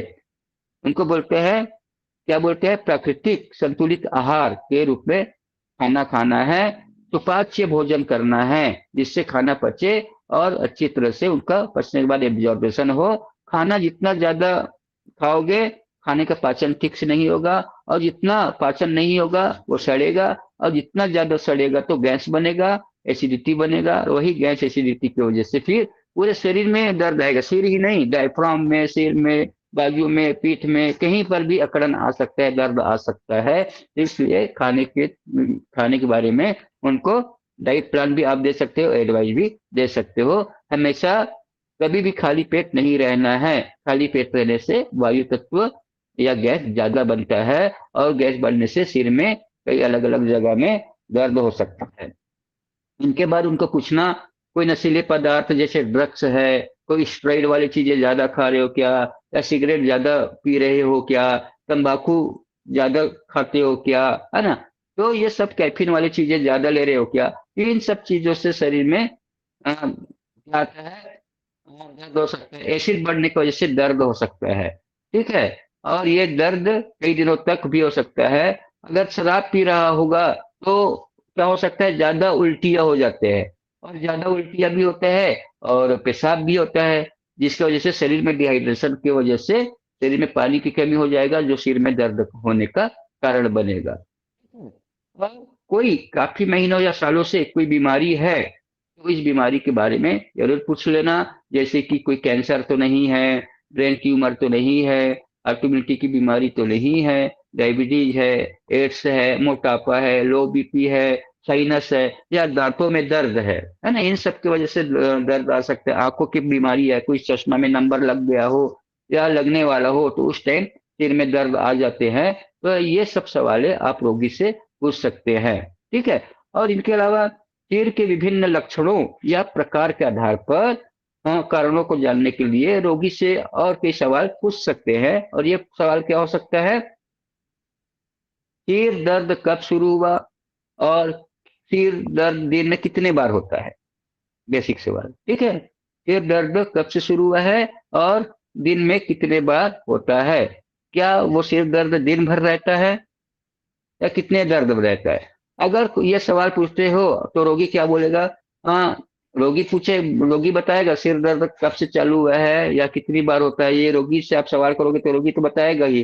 तो ये क्यों हो सकता है, तो इससे क्या पता चलेगा कि सिर दर्द होने का जो कारण है, या क्रोनिक जो हेडेक है, या क्रोनिक जो सिर दर्द है, या पुराना जो सिर दर्द है, या एक्यूट हो, तो उनका कारण जानने के लिए ये सवाल पूछना है। ये तत्कालिक आया है कि पुराना सिर दर्द है, ये जानने के लिए उनसे ये सवाल करना है, ठीक है। अब सिर दर्द कितने देर तक रहता है, ठीक है, तो ये कितने देर तक रहता है वो बताएगा, 1 मिनट, 2 मिनट, 5 मिनट, 1 घंटा, 2 घंटा, है ना, पूरे एक पहर, ये जो भी आंसर मिलेगा आप उनको लिखते जाना। तो ज्यादातर क्या होता है, माइग्रेन में क्या होता है, अक्सर कुछ घंटों से कुछ दिनों तक दर्द रह सकता है, जबकि टेंशन जो होते हैं ना, टेंशन या टेंशन की वजह से जो सिर दर्द आता है उस वो कुछ ही घंटों में ठीक हो जाता है। ठीक है। जब कभी भी टेंशन हो तो एक जगह रिलैक्स बैठ जाइए, लंबी लंबी सांस लीजिए, उस अवस्था में वो सिर दर्द ठीक हो सकता है। ठीक है। मगर माइग्रेन वाले जो दर्द है उनको ठीक होने में टाइम लग सकता है। साइनस की वजह से जो सिर दर्द है उनको भी ठीक होने में टाइम लग सकता है, ज्यादा समय तक वो दर्द हो सकता है। हल्ला नहीं करना। ठीक है। इनके अलावा दर्द किस जगह पर है, कौन से भाग में है, सिर के सामने है कि कनपट्टी में है कि सिर के ऊपरी भाग में है कि पीछे वाले भाग में है, ये जरूर आप पेशेंट से पूछना, तो बताएगा। मैं सामने वाले भाग में है तो ये अंदाजा लग जाएगा कि साइनस की वजह से दर्द हो सकता है। अगर ऊपर वाले भाग में है तो ब्लड प्रेशर ज्यादा बढ़ने की वजह से हो सकता है। कनकटी में है तो माइग्रेन की वजह से हो सकता है। अगर पूरे शरीर में है तो क्लस्टर दर्द है तो कभी भी हो सकता है। ठीक है। तो ये आप ये सवाल किसी भी रोगी को पूछ सकते हैं। ठीक है। और इनके अलावा दर्द का जो तीव्रता है, फ्रीक्वेंसी है, वो कितना है, हल्का हल्का है कि मीडियम बर्दाश्त करने लायक है कि ज्यादा दर्द है। ठीक है। बहुत ज्यादा असहाय दर्द है, तो ये इनके बारे में पूछना। अगर दर्द ज्यादा तीव्रता वाला होगा तो ये गंभीर हो सकता है, या कोई ज्यादा सीवियर प्रॉब्लम हो सकता है। और साधारण सामान्य दर्द है तो कुछ हल्का फुल्का किसी भी तत्कालिक कंडीशन के कारण आया हुआ कोई लक्षण हो सकता है। ठीक है। तो सिर दर्द कई सारे बीमारी के लक्षण के रूप में भी होते हैं ना, जो थोड़ी देर के लिए रहता है फिर वो अपने आप ठीक भी हो जाता है। इनके अलावा दर्द कैसा महसूस होता है, धड़कन जैसा महसूस होता है कि चुभन जैसा होता है कि उनमें कोई दबाव होता है। ठीक है। तो ये सब सवाल जो है आप उनसे पूछना। अगर धड़कन जैसा महसूस हो रहा है तो ये आप समझना कि वो माइग्रेन की वजह से है। इसकी वजह से, माइग्रेन की वजह से है। अगर प्रेशर, अगर ज्यादा प्रेशर या दबाव जैसा महसूस होता है तो ये टेंशन की वजह से आता है, टेंशन में ज्यादा दबाव या तनाव आता है। और अगर चुभन जैसा हो रहा है तो ये क्लस्टर जो सिर दर्द है उसमें चुभन जैसा होता है। ठीक है, चुभन जैसा होता है। अब इनके बाद इनसे पूछना, क्या दर्द धीरे धीरे बढ़ता है या अचानक शुरू होता है। तो अगर अचानक तेज सिर दर्द होता है तो इनसे हम लोग थंडर क्लैप हेडेक बोलते हैं, जो एक प्रकार है सिर दर्द का। ठीक है। और अगर गंभीर, अगर न्यूरोलॉजिकल प्रॉब्लम है तो ये काफी समय तक ये दर्द हो सकता है। ये दोनों कंडीशन हो सकता है। और इनके अलावा पूछना, क्या दर्द किसी खास समय में ज्यादा होता है, जैसे कि रात को ज्यादा होता है कि सवेरे ज्यादा होता है, दोपहर में ज्यादा होता है। तो माइग्रेन वाले कंडीशन में क्या होता है, जब जैसे जैसे सूरज ज्यादा चढ़ता है ना तो वैसे वैसे दर्द का फ्रिक्वेंसी बढ़ जाता है, और जैसे जैसे सूरज डूबता जाता है ना दर्द का फ्रिक्वेंसी कम होता जाता है। ठीक है। तो इसलिए ये सब पूछना बनेगा। इनके बाद उनके खाने के बारे में जब पूछोगे तो अगर ज्यादा दर्द, ज्यादा गैस बनेगा ना तो दर्द का रिफ्लेक्ट इतना ज्यादा आएगा कि वो सिर में पूरा ज्यादा समय तक दर्द बना रहेगा। ये सब कंडीशन को समझने के लिए ये सब सवाल करना। और इनके अलावा जो सिर दर्द को ट्रिगर करता है ना, तो ऐसे कुछ ट्रिगर करने वाला जो प्रॉब्लम है उनसे रिलेटेड पूछेंगे। तो पूछना कि नींद, नींद जो लोग कम लेते हैं, जिनको नींद की बीमारी है, जो जिनको इंसोम्निया है, जिनको ठीक से नींद नहीं आता, देर रात तक जगते रहते हैं, तो ऐसे लोगों में सिर दर्द आता है। तो उनको पूछना, क्या आपको कोई तनाव है या नींद की कमी है, या आपको रोशनी ज्यादा होने से सिर में दर्द आ रहा है, कि आवाज ज्यादा आने से दर्द आ रहा है, या कोई खाने पीने से सिर में दर्द आ रहा है। ये सब सवाल को आप पूछना। ठीक है, जो सिर दर्द को ट्रिगर करता है, ये सब प्रॉब्लम से रिलेटेड सवाल करने पर पता चलेगा। और इनके अलावा अगर कोई लेडीज है तो लेडीज से पूछना कि मेंसेस कैसा है, कितने दिन जाता है। अगर ज्यादा दिनों तक अगर मेंसेस आ रहा है तो मेंसेस ज्यादा दिनों तक आएगा तो शरीर में ब्लड की कमी हो जाने की वजह से बीपी लो हो सकता है, और बीपी जब लो होगा तो सिर में दर्द आने का एक कारण बनेगा। ठीक है। तो ज्यादा मेंसेस आने से ब्लड प्रेशर लो हो जाते हैं, ये आप लोग ध्यान देना। और कुछ हद तक महिलाओं में हार्मोनल इनबैलेंस की वजह से, एस्ट्रोजन और प्रोजेस्टेरॉन के इनबैलेंस की वजह से भी कई सारे हमारे मसल्स में कॉन्ट्रेक्शंस आ जाते हैं, जो दर्द का कारण हो सकता है। इसके अलावा कुछ रोगियों से पूछना, जैसे उनके काम काज है, वो क्या काम करते हैं। कोई सिलाई मशीन का काम कर रहा है क्या? अगर सिलाई मशीन का काम करेगा तो वो जानते हो एकदम गर्दन को झुका करके काम करेगा, एकाग्रता ज्यादा बनेगा, जिसकी वजह से सर्वाइकल नर्व में प्रॉब्लम आने की वजह से सिर के पिछले वाले भाग में दर्द आता रहेगा। और इनके अलावा कोई कंप्यूटर ऑपरेटिंग कर रहे हैं, कोई कपड़ा या टेलर होगा, या कोई और लिखने का काम ज्यादा कर रहे हैं, तो ऐसे लोगों में भी सिर में दर्द सर्वाइकल प्रॉब्लम होने की वजह से आ सकता है। ठीक है, जो एक प्रकार से टेंशन के कारण आने वाला सिर दर्द होता है, जो सर्वाइकल से संबंधित सिर दर्द को इंडिकेट करता है। ठीक है। और इनके बाद सिर दर्द में जो विभिन्न प्रकार के जो लक्षण है, तो उस लक्षण से रिलेटेड जो सवाल है वो उनको पूछना। क्या पूछना? कि आपको सिर दर्द के साथ में उल्टी भी आता है क्या, या कोई मिचली भी आता है क्या, या किसी आवाज को सुन करके सिर दर्द बढ़ जाता है क्या, या संवेदनशील बढ़ जाता है क्या। ये आप सवाल उस रोगी से कर सकते हैं, और ये एक प्रकार से सिर दर्द को इंडिकेट करता है कि इनके वजह से वो आया हुआ है। और इनके अलावा जो अगला जो सवाल है उनको पूछना, आंखों में धुंधलापन आता है क्या? तो वो आंखों में नंबर जो लगने वाला रहता है ना, उसकी वजह से आंखों में दबाव पड़ता है, और आंखों में दबाव की वजह से ये जो दर्द सिर में आ जाते हैं। ठीक है ना, रिफ्लेक्ट के रूप में फोटोफोबिया बोलते हैं। क्या बोलते हैं? फोटो ज्यादा रोशनी में देखने की वजह से सिर में दर्द आता है, उनको बोलते हैं फोटोफोबिया, है ना, रोशनी के प्रति संवेदनशीलता। तो फोटोफोबिया की वजह से सिर में दर्द हो सकता है। और इनके अलावा उनको पूछना, आंखों में लालिमा है क्या? आप देख सकते हो आंखों में अगर लालिमा है तो ये ज्यादा ब्लड प्रेशर होने की वजह से सिर में दर्द हो सकते हैं। इनके बाद पूछना, आपकी गर्दन में अकड़न है क्या, या गर्दन जकड़ता है क्या, है ना, या शरीर में कोई कमजोरी है क्या? सुना नहीं पूरा। ठीक है, तो ये आप उन रोगियों से पूछ सकते हो। और ये अगर गर्दन में जकड़न है या शरीर में कमजोरी है, तो ये कुछ न्यूरोलॉजिकल कंडीशन में हो सकते हैं, या कोई बच्चा है तो उनको, जस्ट, अगर कोई बच्चा है तो वो मेनिंजाइटिस की वजह से एकदम गर्दन को एकदम इधर उधर अटकता है, अकड़ता है। ठीक है, तो आप लोग ये सवाल आप उस रोगी से कर सकते हैं। इनके अलावा नहीं करना बाबू, चल जाओ उधर, उधर उधर खेलना, जब पढ़ाई करो। 2 मिनट, 1 मिनट है, जब पढ़ाई करना। इसके अलावा मेडिकल हिस्ट्री से रिलेटेड सवाल आपको करना है, ये परिवार में किसी और को प्रॉब्लम है क्या, है ना, तो आप ये रोगी से पूछ सकते हो। अगर परिवार में किसी को प्रॉब्लम होगा तो ये जेनेटिक कंडीशन में या हेरिडिटरी कंडीशन में हो सकता है। इनके अलावा पेशेंट से पूछना, रोगी को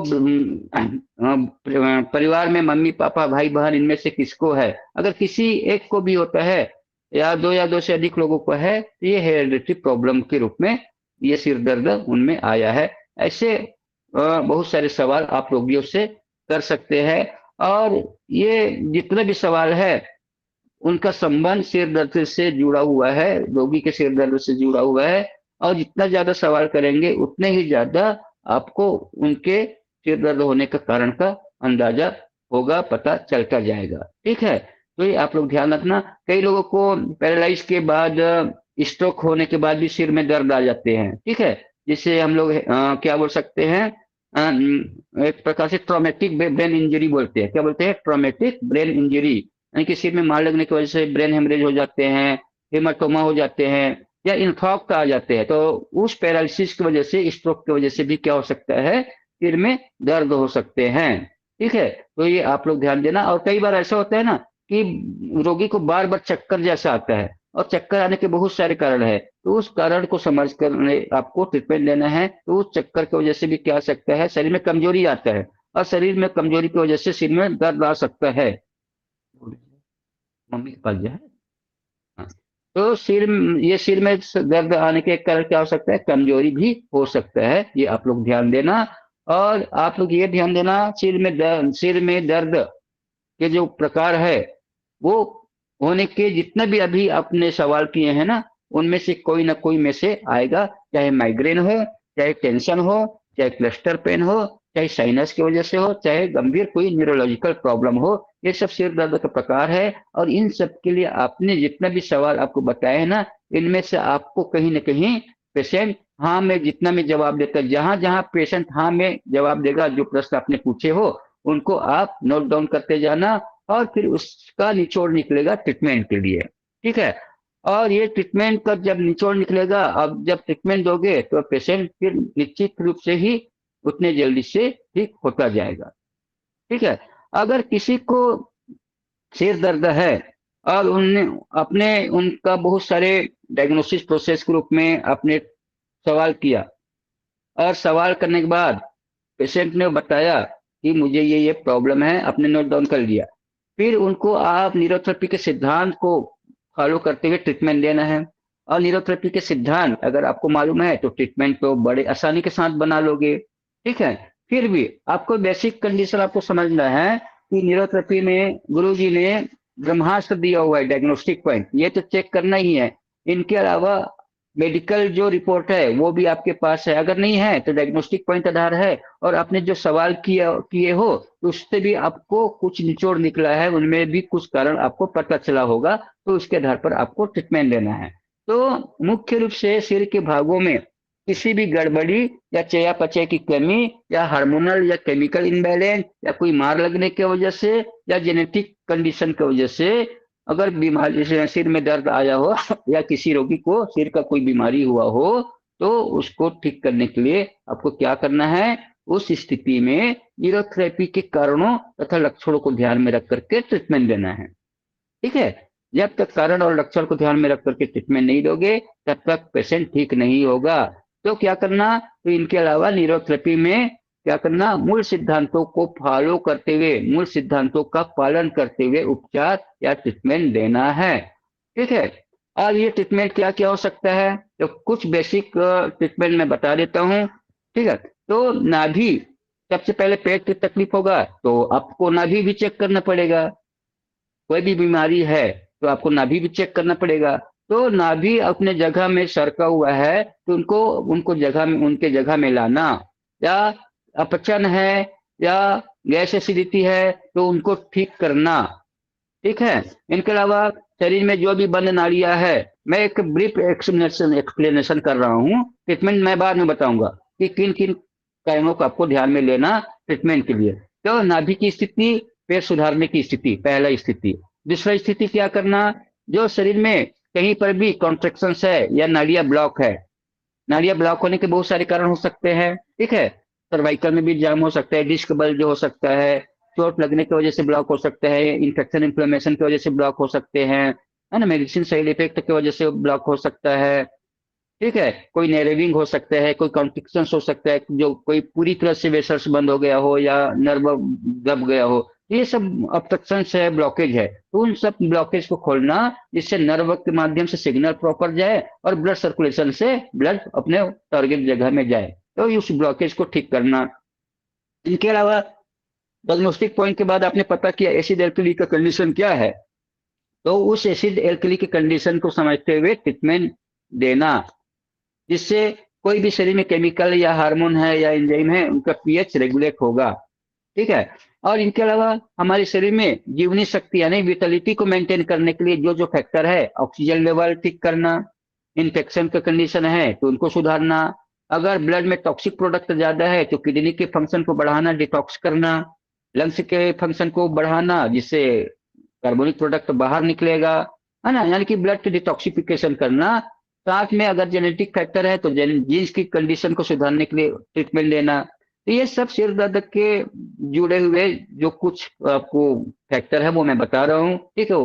और इनके अलावा क्या करना, इसके अलावा आपको ये चार फैक्टर मैंने बता दिया है तो उनको आपको ठीक करना है। तो सबसे पहले अगर किसी का पेट अपसेट है, नाभि अपसेट है, तो सबसे पहले नाभि को सेट करने के लिए आपके पास जो जो ट्रीटमेंट है, ओएनएस है, कॉर्डाइक्विना प्लस है, कंप्लीट सीएनएस है या टो फिंगर है, और उनके बाद कुछ ओडीयूडीएफ ट्रीटमेंट है, लाजोफलिक ब्लेक है, या फास्ट ट्रीटमेंट है, नॉर्मल या अजय नॉर्मल फार्मूला, ये जो भी पेट सेट करने के लिए डायग्नोस्टिक पॉइंट के आधार पर है वो आप देना। इतना तो आपको बेसिक लेवल पर आता ही होगा, है ना। तो ये आप नाभि सेट करने का टेक्निक पहले फॉलो करना, फिर पेट सेट करने का फार्मूला आपको डायग्नोस्टिक पॉइंट के आधार पर देना। अब वो कैसे डिसाइड करेंगे कि कौन सा फार्मूला पेट सेट के लिए देना है, छोटा बड़ा है ना। तो अगर गैस ओनली गैस आई में दर्द है, बहुत दर्द है, 4 नंबर का दर्द है, 3 नंबर का दर्द है गैस ओनली गैस आई में, तो उस कंडीशन में आपको ओल्ट यूडीए प्लाज्मोफोलिक ब्लेक देना है। अगर गॉल ब्लेडर में ज्यादा दर्द है और साथ में कब्जी भी है और खट्टी डकार आ रहा है, एसिडिटी है, तो उस कंडीशन में आप वेटर प्लस न्यू गर्ल को ट्रीटमेंट देना, प्राथमिकता देना। अगर गैस ओनली में दर्द ज्यादा है और अनडाइजेस्टेड फूड आ रहा है, अगर गैस आई में दर्द नहीं है, तो आप एचसीएल ट्रीटमेंट को देना, हाइड्रोक्लोरिक एसिड फार्मूला है वो देना। अगर नाभि के चारों तरफ के पॉइंट में दर्द है, चारों तरफ के पॉइंट में दर्द है, तो एक हमारा ट्रीटमेंट है मेटाबॉलिज्म ट्रीटमेंट, वो देना, साथ में किडनी क्लियर दे देना, ठीक है, और न्यूजिन फार्मूला देना। और इनके अलावा कब्जी ज्यादा है, तो आप राउंड नॉर्मल दे सकते हो, राउंड नॉर्मल का 2 या 3 सेटिंग दे दीजिए, पूरा कोलन में ब्लड सप्लाई बढ़ेगा। पहले चक्रोपचार का कौन सा वाला नंबर देना, 1 से 3 नंबर तक चक्रोपचार देना, और चौथे नंबर में राउंड नॉर्मल दे देना। इससे अच्छे से अच्छा कॉन्स्टिपेशन भी ठीक हो जाएगा। और ये प्रूव्ड है, हमारी जितना भी पेशेंट क्लिनिक में आते हैं यही ट्रीटमेंट देते हैं, अगले दिन आते हैं पूछते हैं कैसा था मोशन, खुल गया, आ गया, ठीक है। आप भी कीजिए, फार्मूला बहुत सारा बनता है, टूटता है, कुछ नए बनता है, और आप लोगों के लिए भी अनुभव लेकर आएगा, तो आप करके देखिएगा, है ना। चक्रोपचार बहुत पावरफुल ट्रीटमेंट है, इसमें वर्टिकल नॉर्मल है, बहुत पावरफुल है। वर्टिकल नॉर्मल में 8 पेन, 6 गैस 6 गैस 6 WD, ठीक है, साथ में 6 राइटोरी 6 लेफ्टोरी, ये है बहुत पावरफुल है, और साथ में राउंड नॉर्मल दे दो, पूरे इंटेस्टाइन के एरिया में आपका ब्लड सप्लाई बढ़ जाएगा, ठीक है। ये आप लोग देना, नाभि और पेट की स्थिति को सुधारना। अब इसके बाद बंद नाड़ियां है, तो बंद नाड़ियां यानी शरीर की रुकावट को खोलना, जो भी रुकावट है ऑब्स्ट्रक्शन से उनको खोलना। तो इनके अंतर्गत शरीर के अंदर किसी भी प्रकार से रुकावट हो सकता है, और ये रुकावट कौन कौन से कारणों से हो सकता है। पहला है कोई ब्लड क्लॉट के कारण, ब्लड सर्कुलेशन की कमी, शरीर में रुकावटें, है ना, का एक कारण है ब्लड क्लॉट के कारण ब्लड सर्कुलेशन की कमी होगा। नर्व इंपल्सेस की कमी, डिस्क बल्ज की वजह से या कोई हिमाटोमा की वजह से, क्लॉट की वजह से, वो कहीं पर भी नर्व को दबाएगा तो सिग्नल नहीं जा पाएगा, इंपल्सेस नहीं जा पाएगा, ना आ पाएगा ना जा पाएगा, ठीक है। और इसके बाद कोई चोट या मार के कारण शरीर की अंदरूनी भागों में सूजन आ जाता है, जिसकी वजह से नर्व भी दब सकता है, ब्लड कैपिलरी भी दब सकता है, कोई मसल भी दब सकता है, ऑब्स्ट्रक्शन रुकावट हो सकता है, ठीक है। और इसके बाद इन्फेक्शन के कारण, अगर इन्फेक्शन ज्यादा संख्या में हमारे शरीर में अटैक करेगा तो वह पूरा कॉलोनी बनाएगा, और जहां पर कॉलोनी बनाया है वहां की जगह में पूरा कब्जा कर देगा, सूजन ला देगा, सूजन की वजह से फिर ऑब्स्ट्रक्शन या रुकावट होगा। दवाइयों के दुष्प्रभाव के कारण शरीर में सूजन हो जाता है इंटरनल भाग में, जो ऑब्स्ट्रक्शन या रुकावट का कारण बनेगा, ठीक है। तो इन सब कंडीशन को ध्यान में रख करके आपको ट्रीटमेंट लेना है। और यदि शरीर के किसी भी भाग में ब्लड क्लॉट के कारण ब्लड सर्कुलेशन की कमी है, तो उनको ठीक करने के लिए क्या देना है, हेपरिन ट्रीटमेंट देना है। क्या देना है, हेपरिन ट्रीटमेंट, कंडीशन के आधार पर। अब ये कंडीशन कैसे डिसाइड करेंगे, आप अपने डायग्नोस्टिक पॉइंट चेक किए हैं, अगर म्यूकस जीरो में दर्द है तो ए हेपरिन देना, मगर दर्द कहाँ है, सिर में, तो उस सिर में ब्लड सप्लाई को भेजना है, तो पहले 6 मेडुला दे दीजिए, फिर तुरंत ही ए हेपरिन दे दीजिए, एसिड भी निकलेगा और ब्रेन में भी जाकर के अपना काम करेगा। अभी तक आप एम हेपरिन देते थे ना, एम हेपरिन, आप ये मॉडिफाई कर लीजिए, 6 मेडुला देने के बाद ए हेपरिन को ब्रेन में भेज दो, 1 पीट 1 थायराइड 6 ADR, ठीक है ना, इतना तो मालूम है ना, ब्रेन में भेजने के लिए 1 पीट 1 थायराइड 6 ADR। किसको भेजना है, ब्रेन में एसिड जमा हुआ है, वहां पर ब्लड फ्लो, ब्लड सप्लाई बढ़ाना है, और वो पेनियल रीजन में बढ़ाना है, तो 6 मेडुला ए हेपरिन प्लस 1 पीट 1 थायराइड 6 ADR देने से ब्रेन रीजन में ब्लड का सर्कुलेशन अच्छा होगा, और एक ही ट्रीटमेंट से आपको खुद ट्रीटमेंट का अनुभव मिल जाएगा कि कितना ठीक होगा, अगर ब्लड सप्लाई की कमी की वजह से अगर सिर में दर्द आया रहा होगा तो, ठीक है। और अगर शरीर में दवाइयों का दुष्प्रभाव हुआ हो, तो उसके लिए क्या ट्रीटमेंट देंगे, शरीर के शरीर में मेडिसिन साइड इफेक्ट के कारण प्रॉब्लम आया है, तो दवाइयों के दुष्प्रभाव को कैसे ठीक करेंगे? इन्फ्लेमेशन ट्रीटमेंट आता है ना, वो देना, या न्यूट्रल ट्रीटमेंट। इन्फ्लेमेशन ट्रीटमेंट पहले दे दो, फिर न्यूट्रल ट्रीटमेंट दे दो। इससे शरीर का जो भी केमिकल इम्बैलेंस है राइट साइड और लेफ्ट साइड का, वो बैलेंस होगा। और तीसरा नंबर पे एक और फार्मूला है आपके पास, एंटीटॉक्सिन फार्मूला। एंटीटॉक्सिन फार्मूला, ये तीन फार्मूला आपके पास है दवाइयों के दुष्प्रभाव को ठीक करने के लिए। अब इसके बाद जो अगला है, सिर में मार लगा है, चोट लगा है, ट्रॉमेटिक है, ठीक है, इंजरी है। तो आप सबको मालूम है कि अगर किसी को मार लगा हो, चोट लगा हो, इंजरी है, ट्रॉमा है, तो इनके लिए क्या ट्रीटमेंट देना है? इंजरी ट्रीटमेंट देना है, ठीक है। और यदि कोई भी ब्लड वेसल, कोई भी डक्ट, कोई भी इंस्फिंक्टर या कोई भी वाल्व बंद हो गया हो, ठीक है, ऑब्स्ट्रक्शन आ गया हो, दब गया हो, तो उसे खोलने के लिए क्या देना है? एंड्रल left medulla 6 left sweet into 3 treatment देना, ठीक है। और यदि शरीर में इंफेक्शन आया हो, इंफेक्शन के कारण मेनिंजाइटिस हो गया हो, इंसेफेलाइटिस हो गया हो, बुखार आ गया हो, ठीक है, तो उनको ठीक करने के लिए क्या देना है? पहले लेफ्ट कफ मसल घिसाई देना, फिर सबक्लेवियन पॉइंट दे देना, फिर 1 पॉइंट लीवर इंटू 6 ट्रीटमेंट देना, और फिर हाफ कुंडली 20 सेकंड का 3 ट्रीटमेंट, 6 सेकंड का 13 सेकंड का 3 ट्रीटमेंट, और 6 सेकंड का 3 ट्रीटमेंट देना। और अगर वायरस का कंडीशन ज्यादा भयानक है तो लास्ट में वायरल ट्रीटमेंट दे दीजिए, ठीक है, वायरल ट्रीटमेंट भी दे सकते हैं। और उन सबको कहाँ भेजना है? वेन में भेजना है ना जी। तो 1 पिट 1 थायराइड 6 ADR। 6 ADR क्यों दे रहे हैं?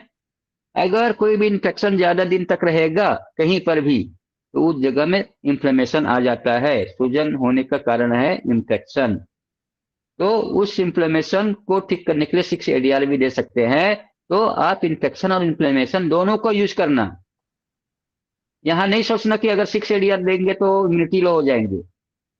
आप इम्यूनिटी को बढ़ाने के लिए जो पॉइंट दिए हो आपने, 20 अच्छा है, वायरल ट्रीटमेंट तो इन्फेक्शन को ठीक करने के लिए दे दिए, मगर इन्फ्लेमेशन को भी ठीक करना है तो 6 ADR देना।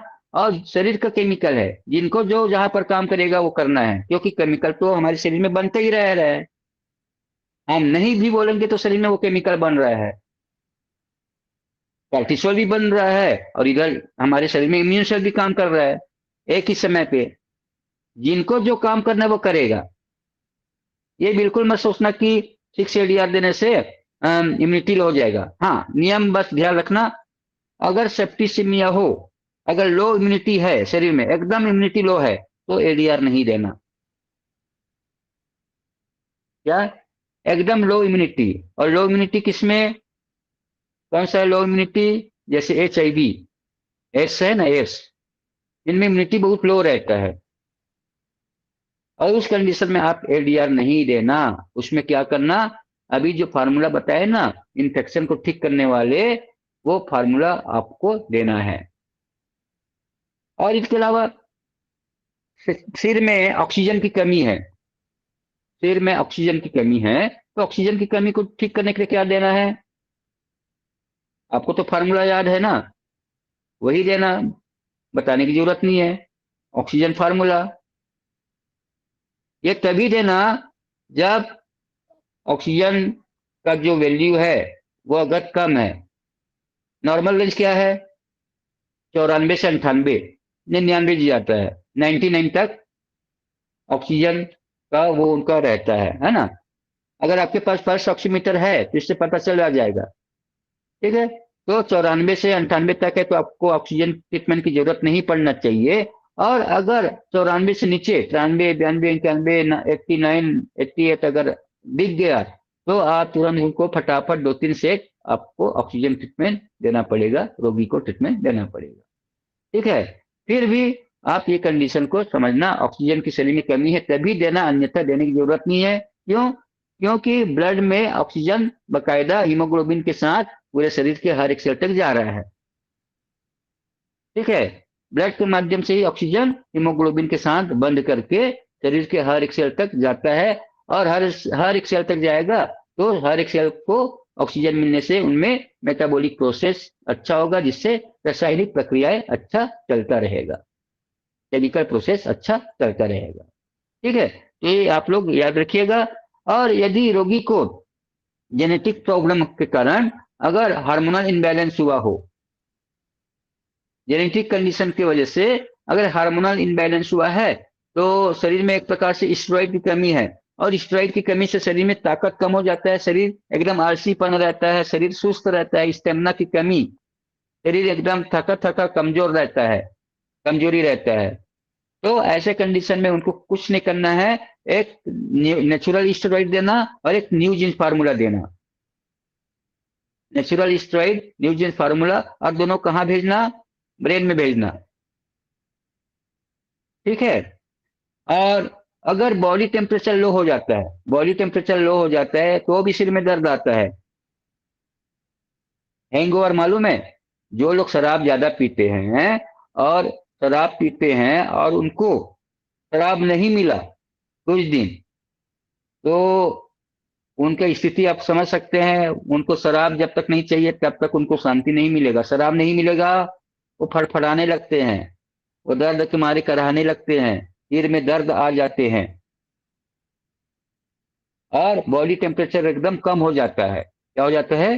बॉडी टेम्परेचर कम हो जाता है, और उसके वजह से सिर में दर्द आते हैं। तो ऐसे कंडीशन को ठीक करना है, और उनके उस कंडीशन को ठीक करना है तो क्या करना पड़ेगा? एक फार्मूला है, विथड्रॉल ट्रीटमेंट। क्या? Withdrawal treatment. और अगर हैंगओवर की वजह से आया है, शराब पीने की वजह से आया है, तो एक हमारा फार्मूला है हैंगओवर फार्मूला। ठीक है, हैंगओवर फार्मूला दे दीजिए।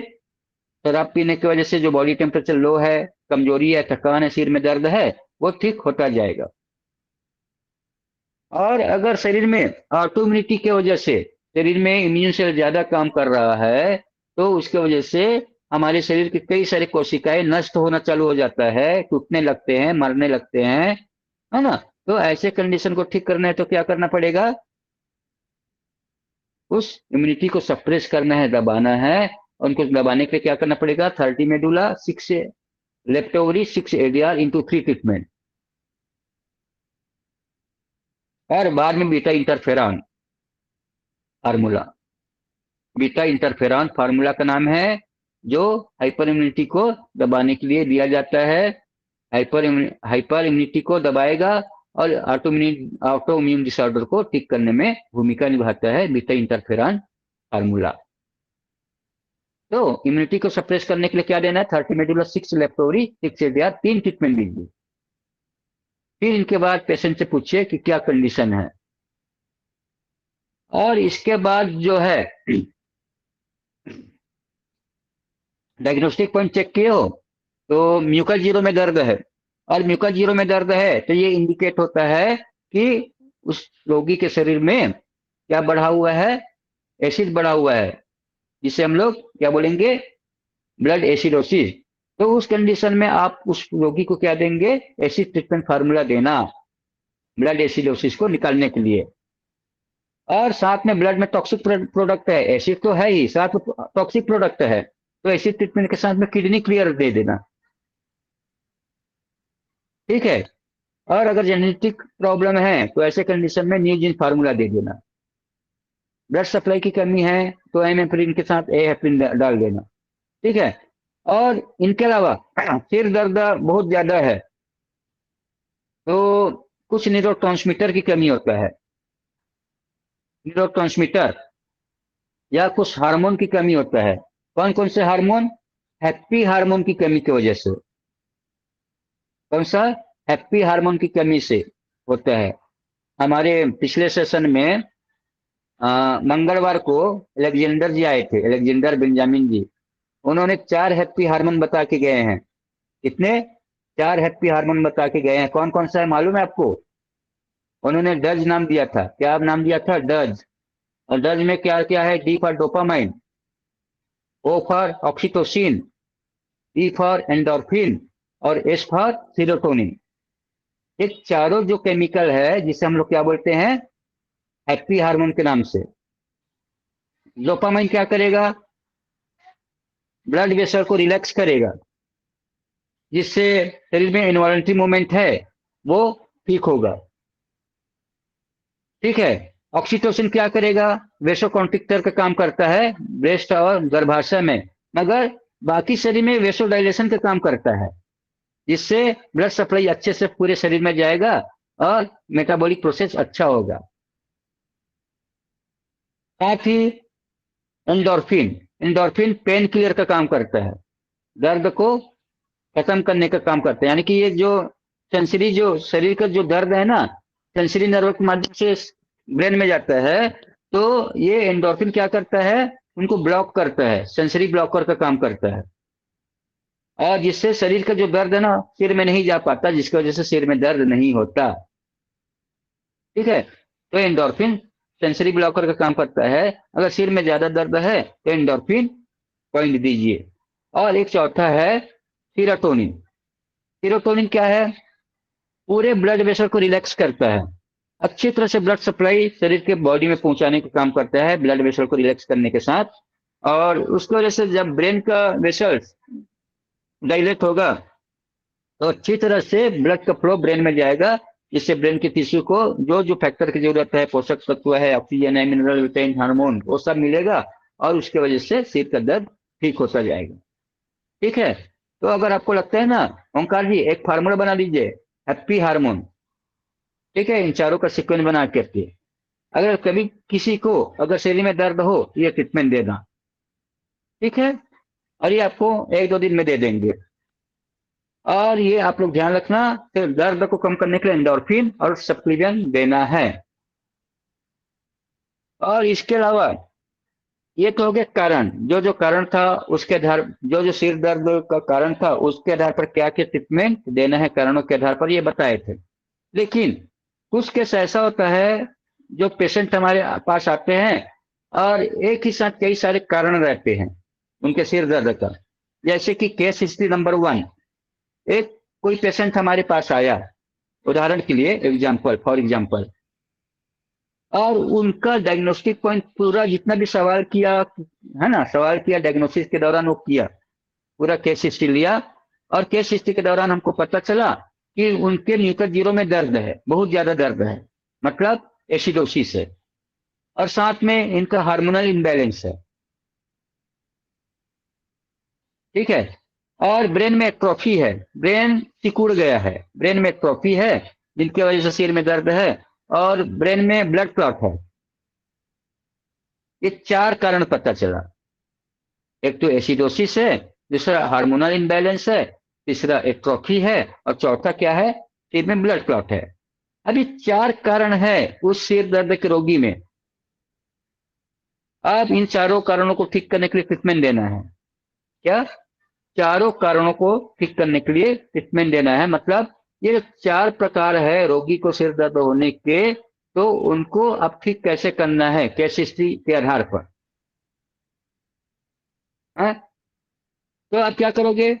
अब चार कारण बता दिए, एक तो एसिडोसिस है, दूसरा हार्मोनल इम्बैलेंस है, तीसरा एट्रोफी है, चौथा ब्लड क्लॉट है। अब इनको ट्रीटमेंट को सीक्वेंस में सेट करना है। एक जैसा सीक्वेंस सबका एक जैसा आना चाहिए, ऐसा हमको सेट करना है। तो पहले क्या करना पड़ेगा हमको? वो जो न्यूरोथेरेपी का जो सिद्धांत है ना, उनको याद करना पड़ेगा। ठीक है। अगर आपको न्यूरोथेरेपी का सिद्धांत याद है तो सबका एक जैसा फार्मूला बनेगा। अन्यथा सिर कहीं, पूछ कहीं, कमर कहीं, खिचड़ी जो मिला कहीं पर भी डाल दो। तो ऐसे में क्या है ना, हमको जो प्रॉपर रिजल्ट मिलना चाहिए ना वो नहीं मिलता। तो हमको मान लीजिए दिल्ली से रायपुर जाना है, तो आपको जो सरल रास्ता है आप उसी रास्ता को अपनाओगे ना, कि आप मुंबई से नागपुर आओगे, नागपुर से रायपुर आओगे, रायपुर से बिलासपुर जाओगे, बिलासपुर से कटनी जाओगे, कटनी से फिर ग्वालियर जाओगे, ग्वालियर से दिल्ली जाओगे, ये लंबा रास्ता चुनोगे। तो हमको वही सरल रास्ते को चुनना है जो हमको आसानी के साथ पहुंचा ले। तो उसके लिए आपको सिद्धांत को फॉलो करना है कि हमको मुंबई से दिल्ली जाना है तो हमको सूरत होते हुए जाना है। ठीक है। तो ऐसे ही हमारा न्यूरोपैथी का फार्मूला है। तो जो सिद्धांत है उसको अगर पहचान करके ट्रीटमेंट देंगे तो वो सीक्वेंस भी बराबर बनेगा, सबका एक जैसा ट्रीटमेंट बनेगा और सबका रिजल्ट एक जैसा भी आएगा, किसी से बोलने पूछने की जरूरत नहीं पड़ेगी। ठीक है। तो उस स्थिति में न्यूरोथेरेपी के कारक के अनुसार क्या होगा, ब्रेन में एट्रोफी है, अर्थात ब्रेन श्रिंक हो गया है या सिकुड़ गया है, यह एक बात है जिसकी वजह से सिर में दर्द आ रहा है। और ये एट्रोफी ब्लड क्लॉट के कारण ब्रेन को उचित मात्रा में ब्लड सप्लाई नहीं मिलने से ब्रेन में ऑक्सीजन की कमी होने के कारण हुआ। ब्लड क्लॉट था, ब्लड क्लॉट की वजह से ऑक्सीजन नहीं मिला, ऑक्सीजन नहीं मिलने की वजह से वो सिकुड़ गया सेकंड फैक्टर में। अब जिसके कारण ब्रेन की कोशिकाओं में चयापचय की कमी होने से ब्रेन में निर्मित होने वाले जो केमिकल है वो उचित मात्रा में नहीं बनने से ब्रेन का विकास भी ठीक से नहीं होगा। उस स्थिति में ब्रेन में ब्लड क्लॉट एक ऑब्स्ट्रक्शन के रूप में ब्रेन के कार्यों में रुकावट डालता है। यानी कि ब्लड क्लॉट क्या है, एक रुकावट का काम कर रहा है, ऑब्स्ट्रक्शन का काम कर रहा है। उस रुकावट को, उस ऑब्स्ट्रक्शन को पहले ठीक करना है। जैसे ही ब्लड क्लॉट ठीक होगा तो ऑक्सीजन मिलेगा, ऑक्सीजन मिलेगा तो ट्रॉफी दूर होता जाएगा। हर एक सेल को ऑक्सीजन, पोषक तत्व, विटामिन, मिनरल सब मिलने लगेगा ब्लड क्लॉट ठीक होगा तो।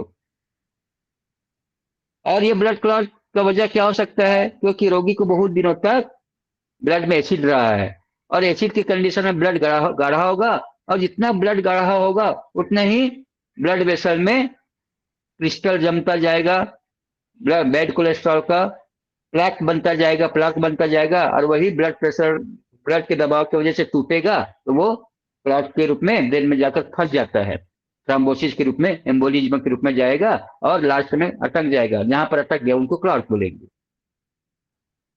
ठीक है।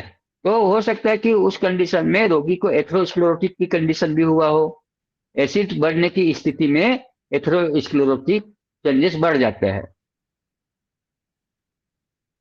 एथेरोस्क्लेरोसिस का मतलब ब्लड वेसल में खराब कोलेस्ट्रॉल के जमने की वजह से हमारे ब्लड में जो उपस्थित फाइबर, टूटे हुए सेल्स, कैल्शियम आदि जमना चालू हो जाते हैं और एक पपड़ी बन जाता है ब्लड के अंदरी, ब्लड वेसल के अंदरी भाग में जो मोटी पपड़ी बन जाता है उसे एथेरोस्क्लेरोसिस बोलते हैं।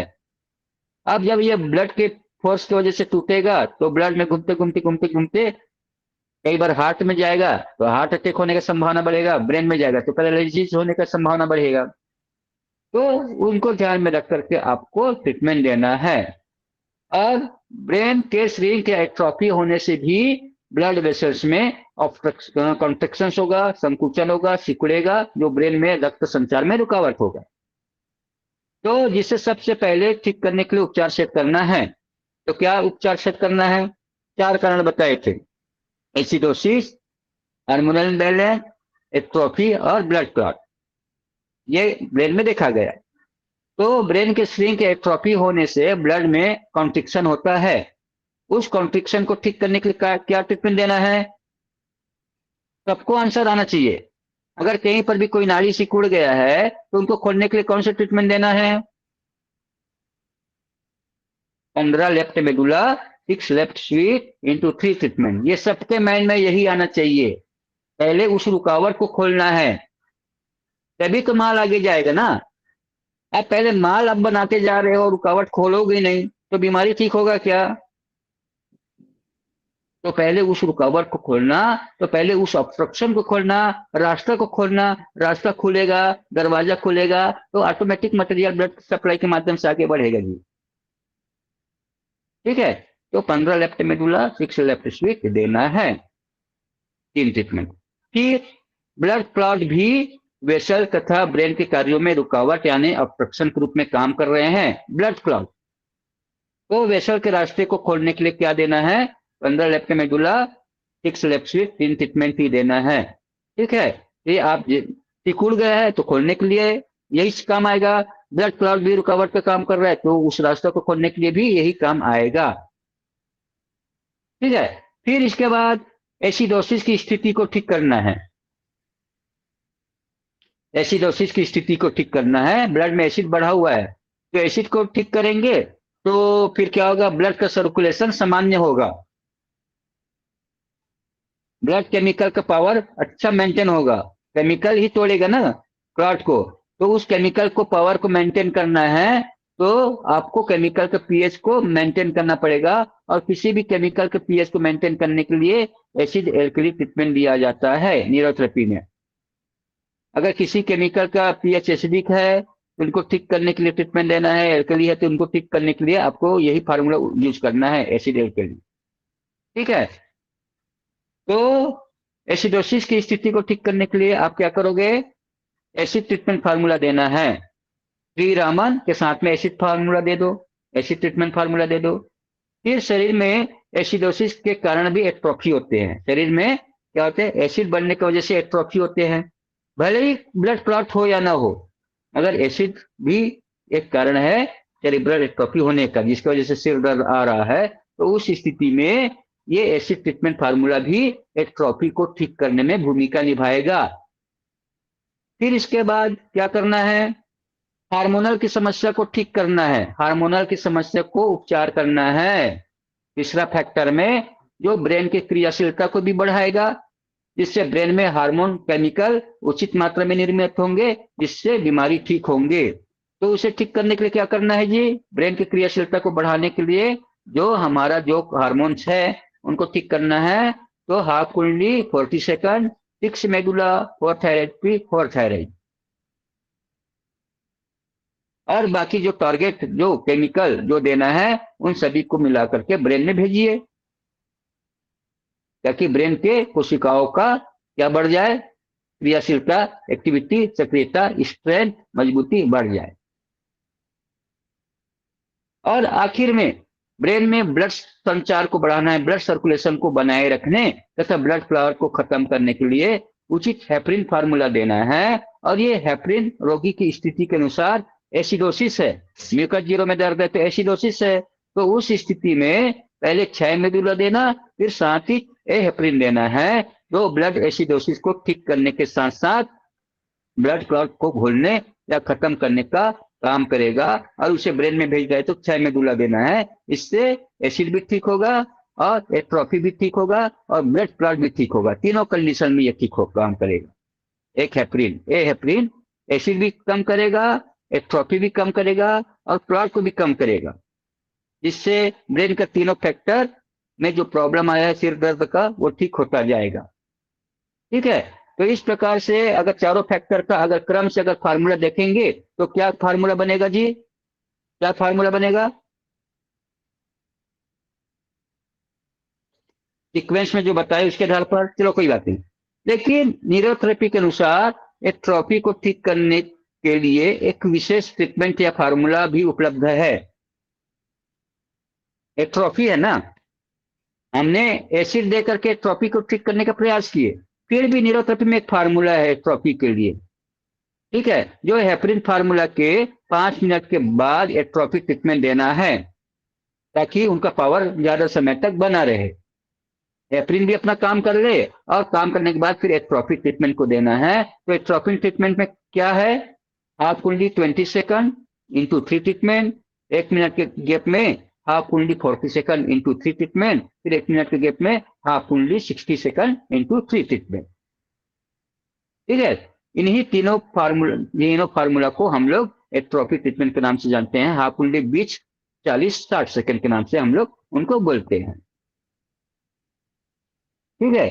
और इस प्रकार रोगी के रोग होने के कारण और कारकों को प्राथमिकता के अनुसार अगर उनको जमाना है तो क्या ट्रीटमेंट बनेगा, पहला 15 left medulla 6 left sweet into 3 treatment पहले नंबर पर। दूसरे नंबर पर 1 मिनट गैप में 3 रामन देना, फिर तीसरे नंबर पर 1 मिनट गैप में एसिड ट्रीटमेंट फार्मूला देना। और चौथे नंबर पर आप एक हार्मोनल ट्रीटमेंट जो बताए थे वो देना, हाकुंडी 40 सेकंड, 6 मेडुला, 4 थायराइड, 4 थायराइड। या आपको लगता है कि आपको एक ट्रॉफी ट्रीटमेंट को लास्ट में नहीं देना है, एक ट्रॉफी ट्रीटमेंट को लास्ट में नहीं देना है, तो आप इस फार्मूला के जगह में एक ट्रॉफी ट्रीटमेंट डाल दीजिए, हाफ कुंडली 40 सेकंड, 6 मेडुला, 4 थायराइड, 4 थायराइड के बाद में एट्रोफी ट्रीटमेंट दे दो, और फिर लास्ट में आप 6 मेडुला दे करके ए हेपरिन दीजिए। और ए हेपरिन देने के बाद फिर आप जो भी फिजिकल पॉइंट होगा, necklace point, Satnam point, head घिसाई, या चिंता है, एंग्जाइटी है, अशांति है, जिनको ठीक करने के लिए 8 मेडुला दे सकते हो। दर्द ज्यादा है तो एंडोर्फिन पॉइंट दे सकते हो। ये सब फिजिकल पॉइंट आप लास्ट में दे सकते हो। ठीक है। तो इस प्रकार जो पेशेंट का जो 4 कारण था ना सिर दर्द का, केस हिस्ट्री के आधार पर, उस केस हिस्ट्री के आधार पर ये फार्मूला आपको अभी बताए हैं। और यही सीक्वेंस आप अपनाओगे तो निश्चित रूप से आप सभी का फार्मूला एक जैसे सीक्वेंस में बनेगा। आपको किसी से पूछने की जरूरत भी नहीं पड़ेगा। बस आपको ध्यान रखना है कि कौन से कंडीशन में कौन से ट्रीटमेंट या फार्मूला यूज करते हैं, ये आपके माइंड में सेट होना चाहिए। और ये आपको बहुत जल्दी सेट हो जाएगा, क्योंकि हम लोग उतर गए हैं मैदान में आप लोगों को सिखाने के लिए। कोई सिखाए या ना सिखाए, कोई कितना भी ले ले, लेने दो, हम तो फ्री में भी सिखाएंगे, मन करेगा तो। ठीक है। ये जो नॉलेज है उनका कोई पैसा नहीं है गुरुवार वाला। ठीक है। और सिखाएंगे भी। तो ये सीक्वेंस में आप लोग ट्रीटमेंट फॉलो करना, और जब ये ट्रीटमेंट देंगे तो आपके शरीर के कई सारे प्रॉब्लम एक साथ में ठीक होगा। सिर दर्द भी ठीक होगा, एट्रोफी भी ठीक होगा, ब्लड सप्लाई भी बढ़ेगा, ब्लड के एसिड भी ठीक होगा, हार्मोनल भी चेंजेस होगा, और शरीर में क्या आएगा, तरोताजगी भी आएगा, कमजोरी दूर होगा, थकान दूर होगा, और कई सारे प्रॉब्लम ठीक होता जाएगा। ठीक है। इस प्रकार आप कैश हिस्ट्री आप ध्यान में रख करके ट्रीटमेंट को सेट कर सकते हो। और अगर दूसरा केस हिस्ट्री दूं उदाहरण के लिए, समय बहुत हो चुका है जी, आगे बढ़े कि रोक दे?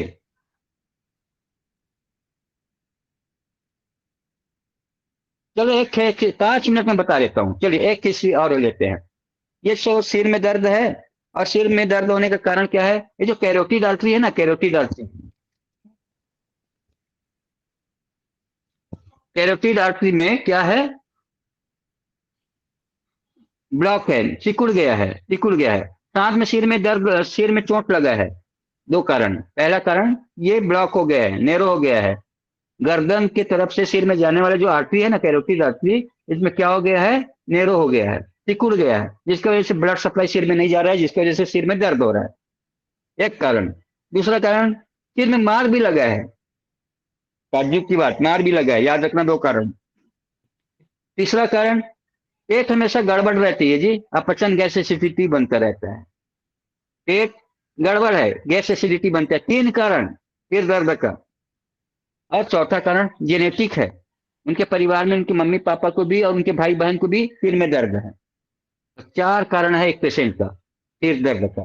अब उनको सीक्वेंस में क्रम में जमाएंगे। आइए जमाते हैं। कैसे जमाएंगे? आपके पास कोई पेशेंट आ गया इस कंडीशन में, अब क्या करोगे? 4 कारण पकड़ में आ गया, अब क्या करोगे, कैसे? पहले क्या देना है? न्यू जीन्स देना है कि और कुछ देना है कि आप माथा हिलाते रहोगे? तो आपको माथा हिलाने की जरूरत नहीं है। आपको क्रम में कौन से आधार पर ट्रीटमेंट देना है आपको यही बता रहे हैं। चलिए, अगर रोगी के विभिन्न कारणों, जो भी 3 4 कारण, 4 कारण है, कैरोटिड आर्टरी ब्लॉक है, नेरो है, एकदम पूरा ब्लॉक नहीं है, नेरो है, और सिर में मार लगा है, पेट गड़बड़ है, और जेनेटिक है, इन चारों कारणों को ठीक करना है। तो क्या करेंगे बताइए? तो आइए जानते हैं इनको कैसे सीक्वेंस में सेट करना है। तो सबसे पहले बात, आपको क्या करना है उस स्थिति में, जो 4 कारण आपने पकड़ा है पेशेंट के प्रॉब्लम में, सिर दर्द होने का, तो उस स्थिति में सबसे पहले ऑब्स्ट्रक्शन, यानी कि जो नेरो है, जो सिकुड़ा हुआ भाग है, कॉन्स्ट्रिक्शन है, तो रास्ता को पहले खोलना है ताकि मटेरियल पूरी तरह से आना जाना कर सके। तो उस स्थिति में सबसे पहले ऑब्स्ट्रक्शन यानी अवरोध को ठीक करना। जो रोगी को 2 प्रकार के अवरोध है, इसमें रोगी को 2 तरह के अवरोध है। एक तो कैरोटिड आर्टरी सिकुड़ा हुआ है तो ये बाधा है, ये अवरोधक है। और दूसरा क्या है, जो चोट लगा है, मार लगा है, तो उसके वजह से ब्रेन के बहुत सारे कैपिलरी भी क्या है, अंदर से दबा हुआ है। ठीक है। तो ये दोनों प्रकार के अवरोध है। तो उसके लिए क्या करना, सेरिब्रल, ये जो कैरोटिड आर्टरी है या ब्रेन में सेरिब्रल आर्टरी है, कोई भी सिकड़ा हो, तो उनको खोलने के लिए आपको सबसे पहले क्या करना, 15 लेफ्ट मेडुला, 6 लेफ्ट स्वीट देना, 3 ट्रीटमेंट देना। और ये क्या करेगा, जो ऑटोनॉमिक नर्वस फंक्शन है ना, उनको नियंत्रित करेगा। और इसके बाद दूसरा जो इंजरी हुआ है ना, मार लगा है, वो भी तो अवरोधक का काम कर रहा है ना ब्रेन में। तो उनको ठीक करने के लिए क्या देना है, इंजरी ट्रीटमेंट देना। तो पहले क्या बना, 15 left medulla, 6 left sweet into 3 treatment. और दूसरे नंबर में 62 फिंगर गॉल लीवर दे करके इंजरी ट्रीटमेंट का 1 गॉल 4 लीवर 8 थाइमर चेस्ट दे दो, इंजरी ट्रीटमेंट भी हो गया उसी के साथ में। दो कारण आ गया, ठीक है। अब तीसरे नंबर में क्या करना, तीसरे नंबर में क्या करना, इसके बाद पेट से संबंधित समस्या को ठीक करना। इंजरी ट्रीटमेंट के बाद क्या करना, पेट से तीसरा जो फैक्टर है, पेट से संबंधित समस्या को ठीक करना है। उसमें पेशेंट को क्या प्रॉब्लम है, अपचन है, गैस एसिडिटी है, उनको ठीक करना है। और उनको ठीक करने के लिए क्या करना है, वहां पर आप कोई भी अपना चक्रोपचार का नंबर डाल दो, 8.6 गैस 6 गैस 6 WD, और उनके बाद एक नॉर्मल या नॉर्मल डाल दो, इससे पेट ठीक होगा। और लास्ट में फिर जीन्स का प्रॉब्लम, जेनेटिक प्रॉब्लम है, तो जेनेटिक प्रॉब्लम को ठीक करने के लिए क्या करोगे, जीन्स फार्मूला डालना। क्या करना, जीन्स फार्मूला डालना। तो इस प्रकार से आपके जो सिर दर्द आने का जो चारों कारण है ना, उनका क्रम भी बन गया, इनका क्रम बन गया। और इनको क्रम में जमाने के लिए क्या ट्रीटमेंट दिए हैं, चलो ध्यान दो क्या देना है। तो सबसे पहले 15 लेफ्ट मिडिल और 6 लेफ्ट स्वीट देना, 3 ट्रीटमेंट 1 मिनट के गैप में।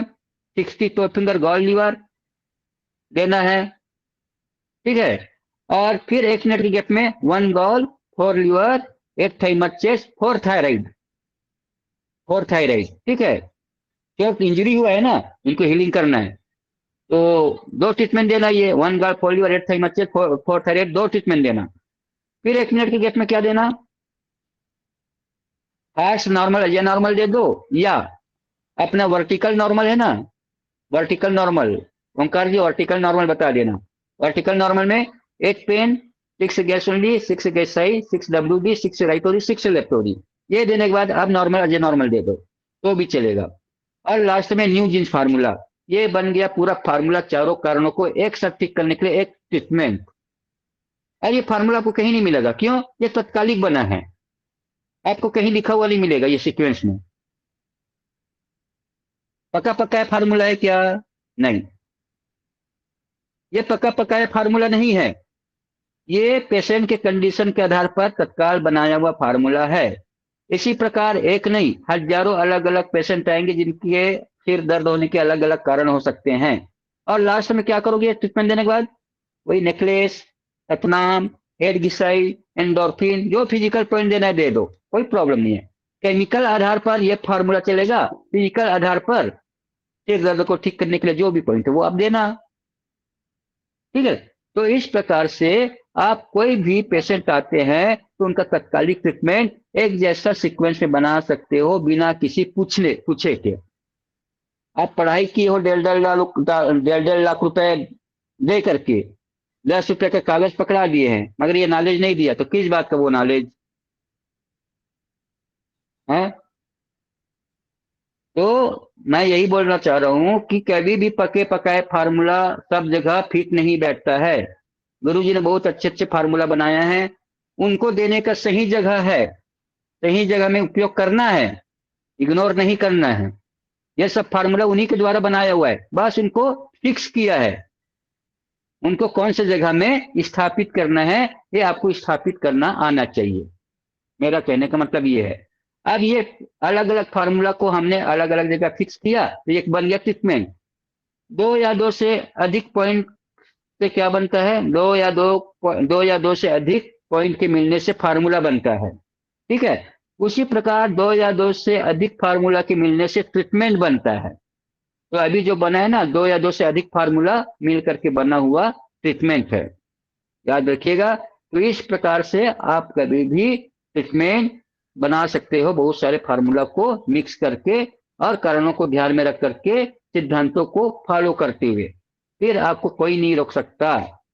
फिर आप बगैर किसी पूछे, किसी से बिना पूछे आप अपना ट्रीटमेंट खुद से कर सकते हो, ठीक है। तो समय काफी हो गया है, हमने 9 बजे से 10:30 बजे तक का टाइमिंग दिया था। आज मेरा गलती है कि मैंने लेट क्लास चालू किया और समय भी ज्यादा ले लिया। ये चैप्टर खत्म करना चाहिए था आज सिर दर्द का। तो अभी मैं इस सेशन को खत्म करता हूँ।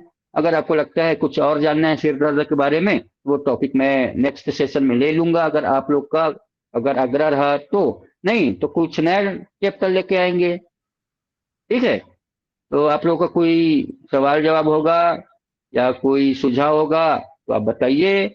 और यही है कि हमको गुरु जी के ओरिजिनल जो चीज है उनको आगे बढ़ाना है। और आशा है कि आप ज्यादा से ज्यादा अपने आसपास के लोगों को, रिश्तेदारों को, जो जिनको जरूरत है इस पद्धति को सीखने की, पैसे का अभाव है, ऐसे लोगों को आप यहाँ पर जोड़िए। हम उनको बकायदा ट्रेनिंग देंगे, कम से कम सहयोग राशि में ट्रेनिंग देंगे। एक किस्त में नहीं, 3 किस्त में उनको सपोर्ट करके देंगे। और मैंने 3 लोगों के लिए बताया है फ्री एंड कॉस्ट। एक विधवा, दूसरा अनाथ बच्चे, और तीसरा जो आर्मी से रिटायर्ड पर्सन अगर न्यूरोथेरेपी सीखना चाहते हैं तो उनका मैं अलग ग्रुप बनाऊंगा, ट्रेनिंग ग्रुप, उनको हम लोग न्यूरोथेरेपी सिखाएंगे ऑनलाइन माध्यम में। ठीक है, आप करिए, आप एक प्रचारक बनिए, न्यूरोथेरेपी के प्रचारक बनिए, हीलर के साथ साथ, है ना। कोई प्रॉब्लम नहीं आएगा, सब अच्छा ही अच्छा होगा। जो बोलते हैं कि 1,000, 2,000, 5,000, 10,000 में क्या न्यूरोथेरेपी सिखाएंगे, मैं बोलता हूँ हम फ्री में सिखा देंगे, आपसे भी अच्छे सिखा देंगे। आप ये मैसेज कर चाहिए। ठीक है, कोई बात नहीं, सब अच्छा ही होगा। और अभी के लिए बस इतना ही। आप लोगों का जो भी विचार है आप रखिए। आज का सेशन कैसा लगा, आप लोग जितना भी ग्रुप में आप जुड़े हुए हो फीडबैक दीजिए। बस जितना ज्यादा फीडबैक आप लोगों का आएगा उतना ही उत्साह, जितना भी फैकल्टीज है लेक्चर लेने वालों का, उनका उत्साह बढ़ेगा। और आने वाले समय में और अच्छे से आपको टॉपिक मिलता जाएगा, विषय मिलते जाएंगे, नॉलेज मिलते जाएंगे। और समझ में ना आए तब तक आप पूछते रहिए, हम आपको समझाने का प्रयास करेंगे। आप जितना सवाल पूछेंगे उतना जवाब देने का प्रयास करेंगे। ठीक है, सीखने की आजादी है, आप संतुष्ट होने तक सीखिए। ठीक है, बाकी संस्थान क्या करता है मतलब नहीं है, हम अपना बेहतर से बेहतर देने का प्रयास करेंगे। ठीक है ओंकार जी।